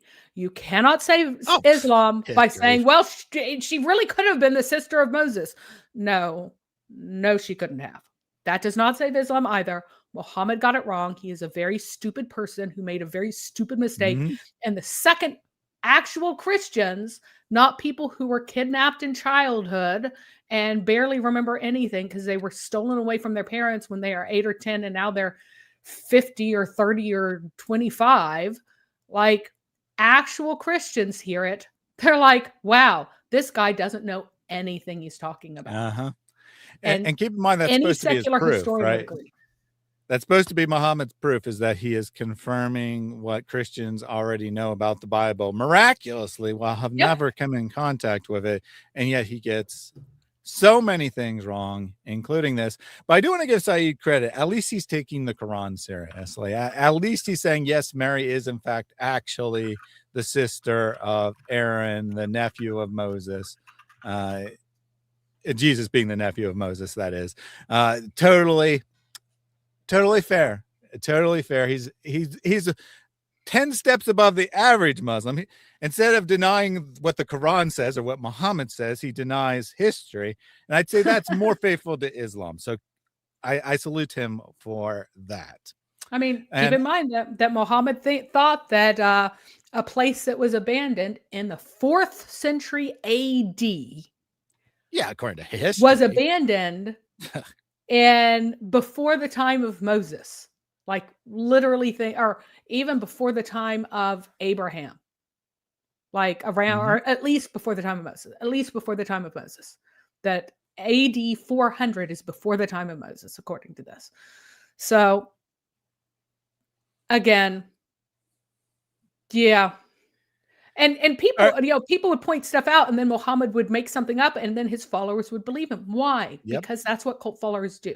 You have so much invested that you can't deal with the facts. That's why you have people running around making very, very, very poor arguments today, denying what Muhammad argued. Why? Because what he argued was so stupid, but they would rather play mental gymnastics, deny Muhammad's own words than anything else. So anyway, you guys, leave the false religion, come to Christ, be saved. You will call Christ Lord on the final day of judgment, one way or another. You want to be able to call him Lord and friend. You don't want to call him Lord before you get cast into the lake of fire with Muhammad, because that's where he is. I have a bunch of audience comments, which Mary just will not let me get to. All right, every time I try to talk, she just keeps talking and talking and talking. So I did want to say that I do have the perfect animation for Mr. Mole Rat. You could call it an animation miracle or something. But we have the mole and the mouse here, which we can say is a rat. I mean, it's Allah meets his prophet, of course. Allah meets his moly prophet there. But I just had to point that out. Handy had some thoughts on this, which he emailed me. I'll check those out. Stephen, this error also helps as an argument for how Muhammad thought Israel history is about 300 years instead of 1200. I don't know if Muhammad thought about it at all. No. It might be 100 years. Yeah, he doesn't seem to have any clue about. Again, he just transports. He doesn't think that the abandonment of Hegra happened 300 years ago. He thinks it happened in like a vague ancient past, but he doesn't know when. Everything is just muddy that happened more than 200 years ago. And things are imprecise that even happened as little as 50 years ago, like not clearly precise in time, but like the order of events, once you get back more than maybe 200 years, is just totally mixed up in Muhammad's mind because he has no idea. Scores says, too many Marys? Mary is a damn national treasure. We need as many Marys as we can get. Yeah, there's not too many Marys for us, just too many for Muhammad. Kefa triggered Apple and Stripper simultaneously. Jack Ray with 50 gifted. If you want your wealth to increase in this dunya, then give sadaqah more and more. Every single day, 2 angels come down. One of them is making dua for those who give. He says, Ya Allah, give those who give.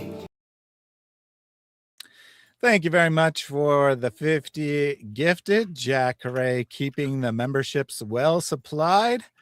Appreciate your support always. And remember, the angels are watching. The angels are watching. John 3:16 says this picture would have been even funnier if each Mary was dressed differently. Yes, he means the thumbnail. Yeah. But then she would have had to take in the picture. She would have either had to change her clothes or take the pictures on different days or something. That's too much effort. Metatron says, how many of Muhammad's crazy claims came as a consequence of being insular and being exposed to bad quality sources and fringe sects? Most of them. I think most of it's just himself. I think that it's probable that the Abu Hanifa didn't think that Jesus was God, and he got that from them because he had to find somebody who didn't think that Jesus was God, and it would be a really, really odd thing. Let's see. Ooh, I was going to read about I was going to read some I have that comment. Just hold on a second, Mary. Let me get some of these other things first, then we'll end with them. We have a new Muslim in the chat. Hardcore Gamers says there's only one dilemma, the Trinity. Yes, this is the logic of Muslims. Let's say hypothetically that the Trinity is a dilemma. It's not. And Mary will talk more about that in a little bit when we bring up the other comments. But let's say hypothetically is a dilemma. That wouldn't mean there's only one, right? There can be many dilemmas, and there are certainly many dilemmas in Islam. So pointing to something you find confusing because you have the intelligence of a slug doesn't mean those dilemmas go away. All the dilemmas of Islam still exist, even if you point somewhere else. So stop pointing somewhere else and address your own things. We'll talk about the Trinity in a minute. He followed that up by saying, no one went to worship Jew born in Israel. I thought Israel didn't exist. I thought it was Palestine, right? It was Palestine. So I guess we're good. We can worship Jesus because he's a Jew born in Palestine. What an idiotic comment. What an idiotic comment. Christians worship Jewish men. Like he thinks this is some kind of insult, calling someone Jewish, right? Buddy, yes, Jesus was Jewish. Well, here's Christianity the thing. is the continuation and fulfillment of Judaism. Islam is completely disconnected, even though your dumb prophet tried to claim that it was the same thing. We got it. You hate Judaism because it contradicts your religion. We have no problem with Judaism because we are the fulfillment of the Jewish religion. Well, keep in mind that because he has to follow his stupid God and his stupid prophet who didn't understand incarnation. He doesn't know that we believe in the incarnation. He doesn't understand the incarnation. He thinks that this is a problem because what did Allah say? Well, he's human. So he's not God. Ha ha! I've won. Like, Yep. the level of intelligence is truly remarkable as a testament to the childhood neglect that Muhammad suffered when his mother would not breastfeed him without payment. And so he was thrown out to a poor woman who mostly neglected him in the desert. So Mhm. I do want to Hold on, man. I still got a bunch more comments. You're very eager, but I got to get Mhm. these comments. All right, go for it. Indian Bones says, wow, fun because I've never seen the dilemma in the Trinity. Even when I was an atheist, it made perfect sense to me. And even when I didn't believe in it. Yeah, I mean, atheists don't normally say that this is a contradiction or problem. This is only something that Muslims say, and it's because their dumb prophet forces them to say it. Super chat from Songs of Relief. Miri just said, Son of David is a dynastic title. Here's my argument. Who wants to dynasty titles anyway? People like you, little weaklings. That's about the level of Islamic argumentation here. Fantastic. Songs of Relief. There you go. Beautiful. A+ on that one. A+ their Songs of Relief. Thank you for that second donation of the stream. Linguistic. Oh, and if you're still miracle. here, Jack Ray, thank you so much again. You're a huge supporter. Yeah, thank you everyone for your support. I still got a couple more here, but thank you very much. We're starting a new year here. Going to try to make this the year that we get funded, right? We get fully funded and able to do this without having to draw on my savings. We're continuing full-time ministry, but if you could sign up as a regular Patreon, I would appreciate that. A link in the description. You know, every month, 1 or 2 people join, but also 2 people drop off. So we stay about the same. It would be great if we could get a few more monthly supporters. Boy said, have you seen the Muslim attempt that the Christian? Oh, yes, that's what. Yes, that's what I'm about I was to pull up. saving. You're Yes. saving. And I have that here. I have 2 more super chats, but I'll take Okay, those go ahead. after Mary talks. Go ahead. All right, if you'll bring up my Yep. my thing. This is fundamental Christian belief, like fundamental Christian belief. Here are a few ones that talk about the death of the impassible God, God who cannot suffer, yet suffered death. Basil the Great. For not heaven and earth and the great seas, not the creatures that live in the water and on dry land, not plants and stars and airs and seas, and not the vast variety and the order of the universe, so well sets forth the excellency of his might, that God, the might of God, this is the might of God, his power is shown, that God, being incomprehensible, should have been able, the meaning that he is beyond understanding, should have been able impassibly through flesh to have come into close conflict with death, and to the end that by his own suffering, so impassibly without suffering, yet by his own suffering, he might give us the boon of freedom from suffering. Cyril says, we say that he suffered and rose again. We do not mean that God, the Word, suffered in his deity, for the deity is impassible because it is incorporeal, but the body which became his own body suffered. Oh, wow. Amazing. Ignatius calls him beyond touch and passion. Listen to this. Look for him who is above all time, eternal and invisible, yet who became visible for our sakes. Your God is not invisible. He's a big old man stomping around who looks just like Adam. Yet who became visible for our sakes, impalpable, meaning that you can't touch him, and impassible, yet who became passible on our account, who in every way suffered for our sakes. Look for Christ, the Son of God, who was before time.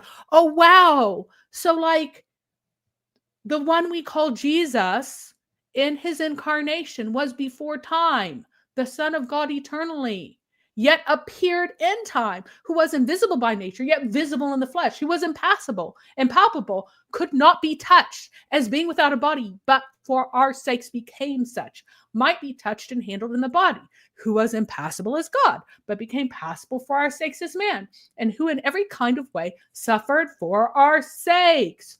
Wow. What dilemma. I know that Allah is stupid, but Ignatius, for heaven's sakes, super, super early. The fear of God, who is impassible. Okay.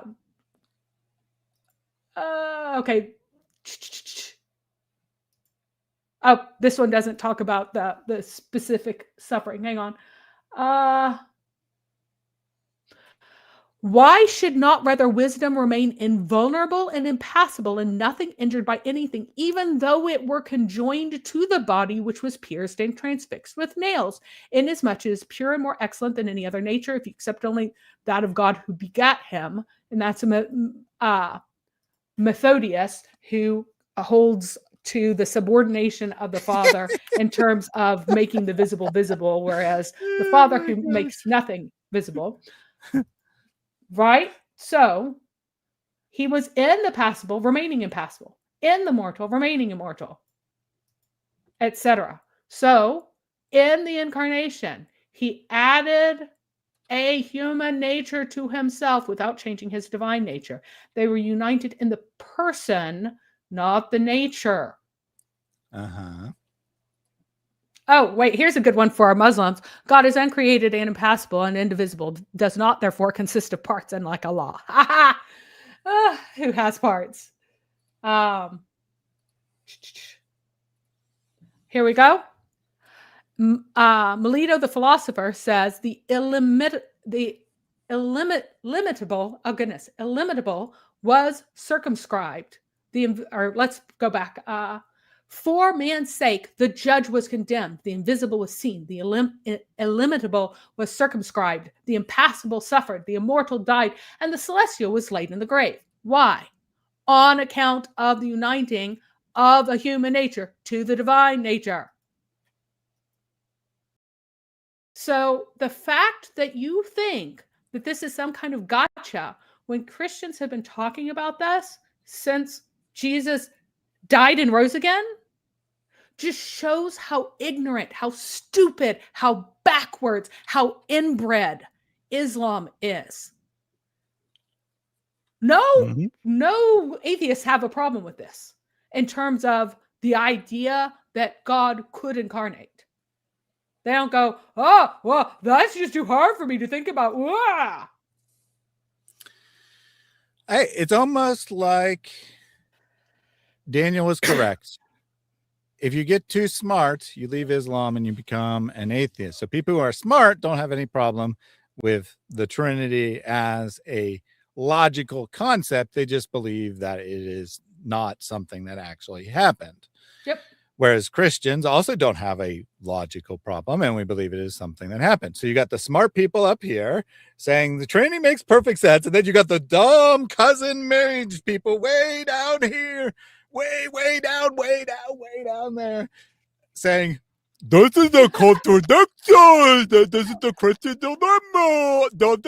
I took the word dilemma from you, and I don't even know what that means, but I'm going to say it because I haven't set up two options. There's not really a dilemma, but who cares? You say dilemma, so I'll say dilemma. Yep. So John 3:16 said, Hatun Tosh just did a live stream and asked a gentleman if God is spirit. He said no. And someone else said, yeah, the Islamic God is a shin with a foot. Like, no, your God isn't spirit. He isn't invincible. He isn't incorporeal.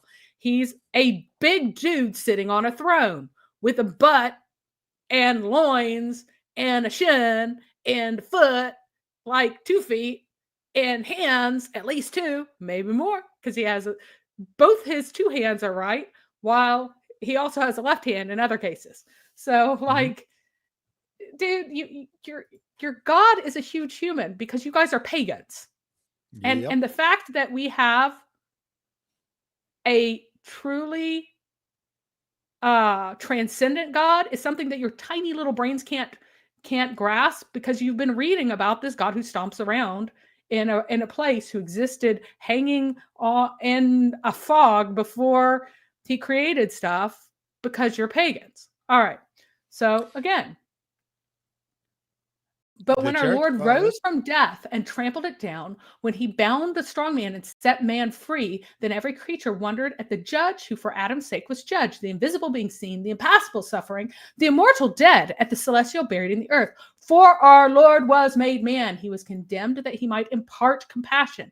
He was bound that he might be set free. And by the way, this is also notable of Muslims, their complete and utter lack of compassion, their lack of thought, their lack of rationality, and their lack of compassion. He was apprehended that he might liberate. He was suffered, meaning apprehended like caught, that he might liberate. He suffered that he might heal our sufferings. He died to restore us to life. He was buried to raise us up. For when our Lord suffered, his humanity suffered that which he had like unto man. And he dissolves the sufferings of him who is his like. And by dying, he hath destroyed death. Dionysus, God is nevertheless impassible, immutable, imperturbable, energetic, while matter is the opposite, impressible, mutable, variable, alterable. When he turned water into wine, indicate very well the quick turning and change from which he's saying when he passed from his passion to impassibility, from death to deathlessness, and from the position of one judge to that of judging, from subjugation and the despot's power to exercise of his kingly dominion.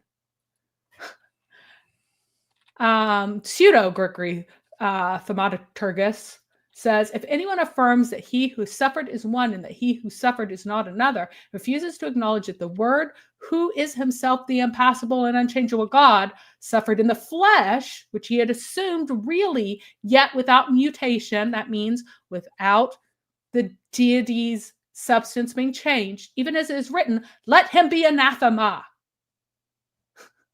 Dude, like seriously. Mm-hmm. So, I mean, the fact that you guys are so stunningly ignorant that you think that this is a gotcha just shows how the backwardness of Muhammad has infected and infested Islam ever since. And by the way, you can continue to find this in the reformers and modern people, anyone who is not stunningly ignorant of historical Christianity. And maybe we'll do a stream on that purpose and have Muslims, we'll be like, church fathers say Jesus is God, prove us wrong or something, right? And have Muslims trying to call in, since that seems to be they used to just say the Bible, but they've been so utterly humiliated on that, they're trying to go to the church fathers. Why are they going to the church fathers? Because they actually support them? Of course not, because people are less knowledgeable about what the church fathers say, so it's easier to lie about them. So that's why Muslims are now going to the church fathers and say, well, they agree with us. No, they don't. They don't remotely agree with anything you are saying.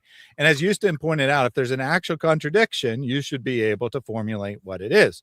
Not just say there's a contradiction, but show something that is both P and not P. Take whatever statement and add not in front of it. And both would have to be true at the same time for Christian doctrine. Therefore, it's a contradiction. No Muslim is capable of doing that because there is no actual contradiction. There's just imaginary contradictions in their mind because they either are ignorant and don't know what words mean, or because they're liars and deceivers and know what they're doing, but hope you don't know what they're doing. For example, they say God can't die, but God did die, but using the term in two completely different ways. Yep. That is in the form of P and not P, but it's because it's not the same thing. Equivocation. The two things don't refer to the same thing. Correct. In reality. They just sound like they refer to the same thing. Correct.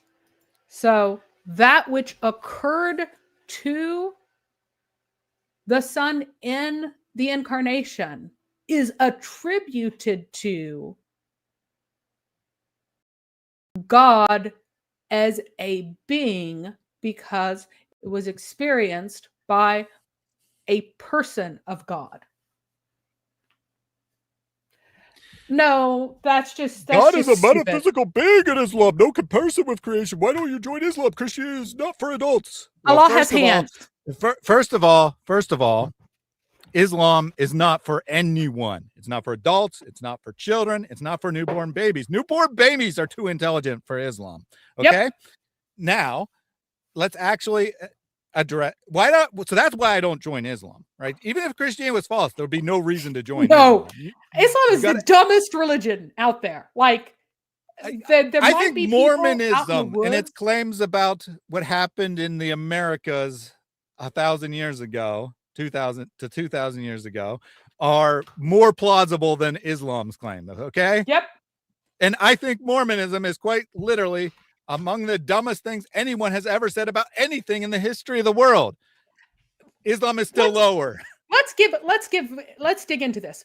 No comparison with creation. Your Allah has hands. He has a shin. He has a foot. He has a shin that people will see. He sits on a throne. He actually sits on a throne. He is corporeal. He has a body. You're just ashamed of the word body, even though it's described in detail. He looks identical to Adam. He can't do what a huge person stomping around in heaven couldn't do because he's a huge person made up of bits, which are glued together. He isn't God. He is Allah's image of a huge man in a place walking around. That is what he is. He has to descend to do things and go up to do things. He has to move to get your prayers. Otherwise, he can't. Allah is in every way like a huge human, which is why you have to say, he's unlike things in creation. Well, one horse is unlike another horse, but they're both horses. One rock is unlike another rock, but they're still rocks. Allah is unlike a human, but he looks just like a human. Yeah, it doesn't say he's not like a human in any possible way. It just says he's not like creation. Right? Right, he's just not like creation. Jesus, in the incarnation, took what he doesn't have by substance. Nature, right? Right. His human he becomes like a human when he's not by nature, whereas Allah is just always like a human. Yes, God, he is inherently like a huge human.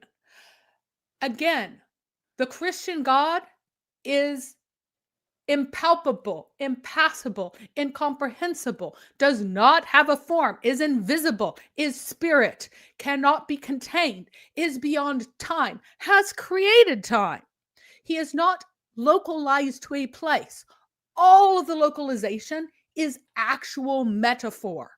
It is actual metaphor for people to have something to comprehend when God himself is incomprehensible. The reason that Jesus took on flesh is that he made the incomprehensible that which can be comprehended and seen in some sense. He added humanity to himself because he is incomprehensible. Allah isn't incomprehensible. He is a big human being stomping up around, and he's really, really, really, really tall.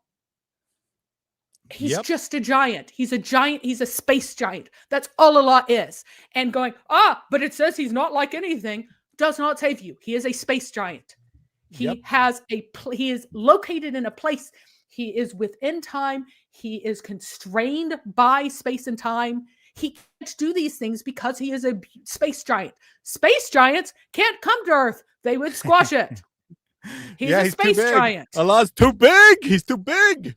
But apparently he's not. But Muhammad hijab is too big for Allah because Muhammad hijab's too tall to do mubahala.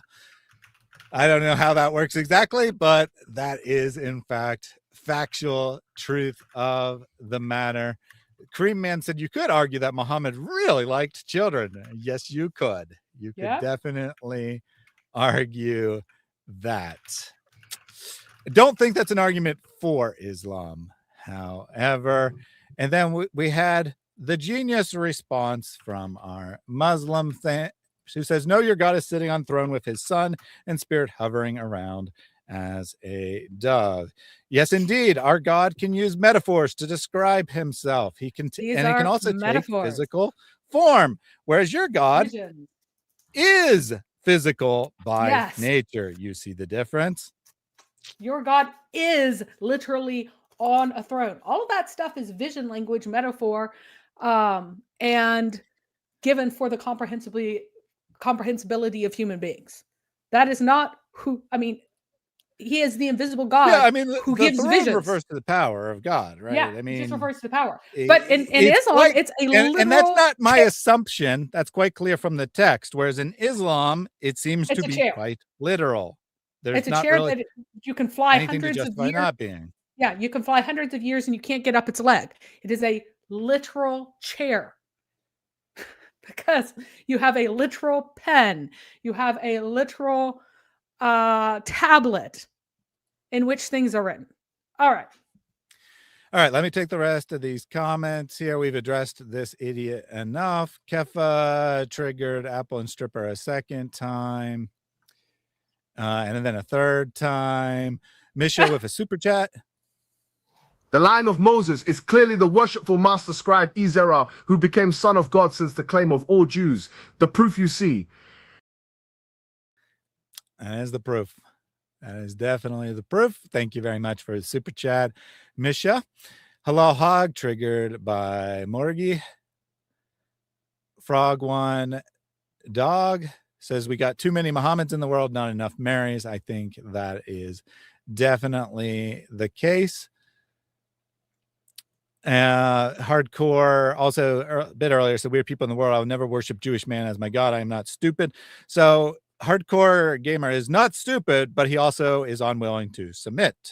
He thinks he's a Muslim, but he won't submit because he's telling his God what is unacceptable. God, it is unacceptable for you to endorse Judaism.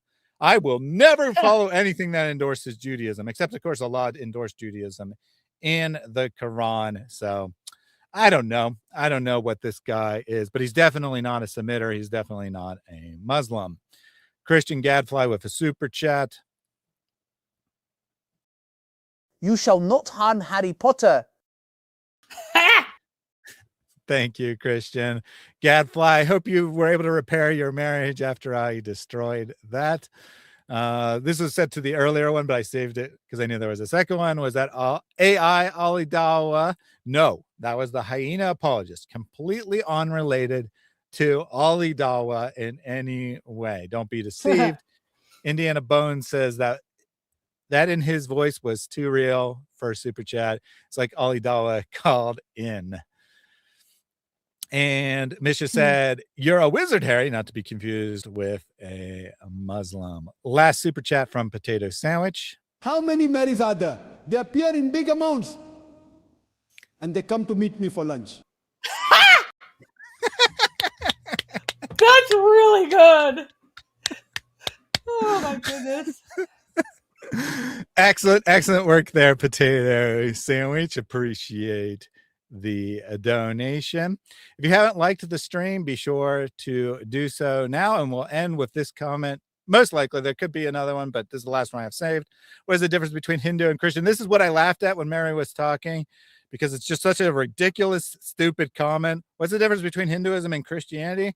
Literally everything. Any similarities are extremely similarity, completely different doctrine of God, completely different doctrine of what the world is, completely different history, completely different teachings. Like, there's nothing in common other than you might be able to find some trivial similarity on some minor issue. However, the black stone of Islam is incredibly similar to many different Hindu pagan idols, because it's just another pagan idol.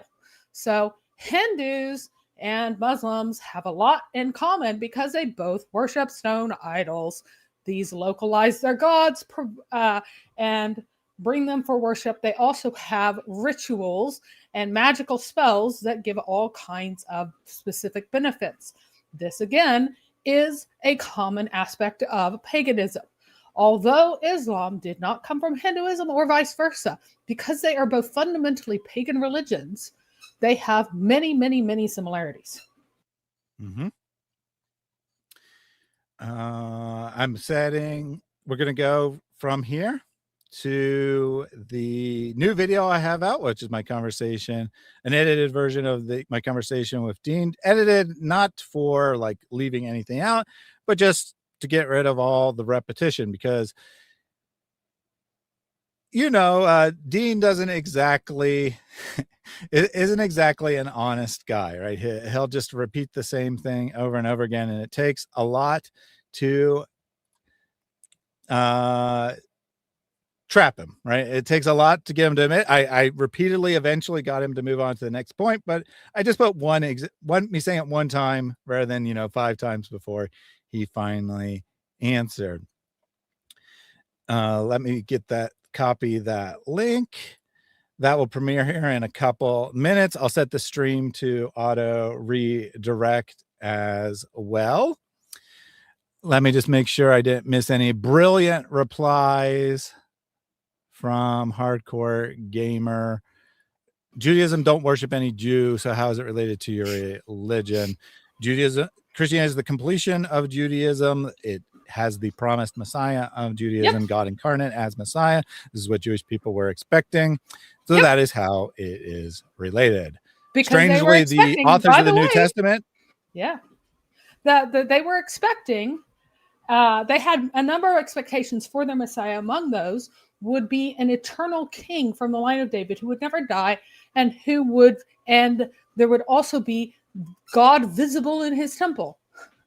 And the eternal king would have all kinds of divine attributes and clearly be God. So he would be from the line of David. He would be God. He would both be the root of the tree of Jesse, which means the origin, the source, aka the creator, and the branch at the same time, aka incarnation.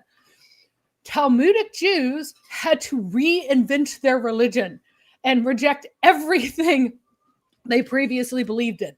Every single normative Jewish belief was thrown away in order to reject Christ. And he was rejected on the basis of only two things. First of all, he didn't kill all the Romans. So your whole, Allah has ordained murdering people nonsense. Two, he put Gentiles on equal footing with Jews. Those are the two reasons, and the only two reasons that they rejected him. They did not reject him because he was God incarnate. They only rejected him for those other two things. And they had to throw out their religion and invent something else that Islam later attempted to copy very, very badly and embarrassed itself and do it.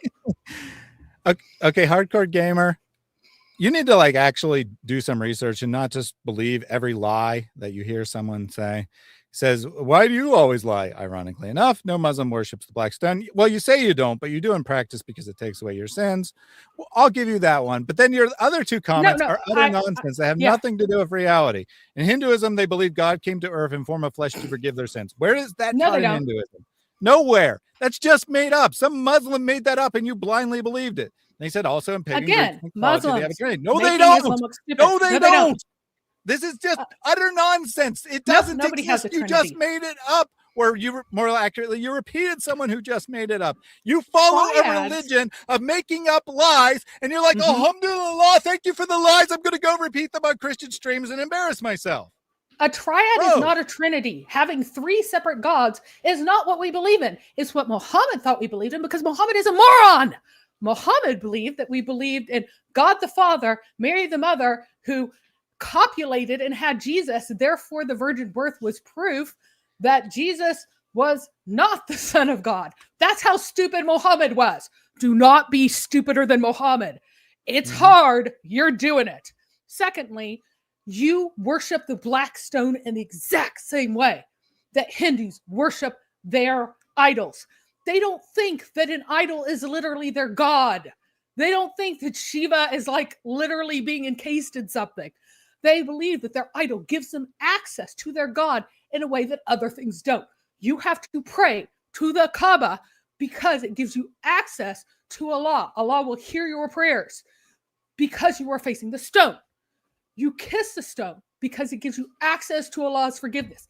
That is what pagans believe in. That is what an idol is. I'm so tired of people not understanding what idols are, thinking that people think that they are literally encased gods. And pretending that their pagan things they're doing aren't pagan because they're not encased God. No pagan thinks that it's literally a god when they make a statue. I've made a statue of Athena. I have the real Athena. You guys have fake Athenas. She's actually here. Come on, dude. All right. Indeed. All right. We're going to wrap up now. There is a someone said visit the Hardcore Leering Center. This is it. This is Islamic Leering. You need to go to the Hardcore Leering Center for sure. Islamic Leering on display here. Islamic Leering Center. Come on, come on. Frog One points out that Inspiring Philosophy just went live. He's debating Lipiano, and Dean never responds. Before you check that out, check out my video, which is about to debut. Right after this, you'll be redirected to it. I'm also putting the link in the chat now. And we'll close out in the traditional fashion with a prayer from Pastor Jake. Pray this ceaselessly. Lord Jesus Christ, Son of God, have mercy on me. Lord Jesus Christ, Son of God, have mercy on me. Lord Jesus Christ, Son of God, have mercy on me.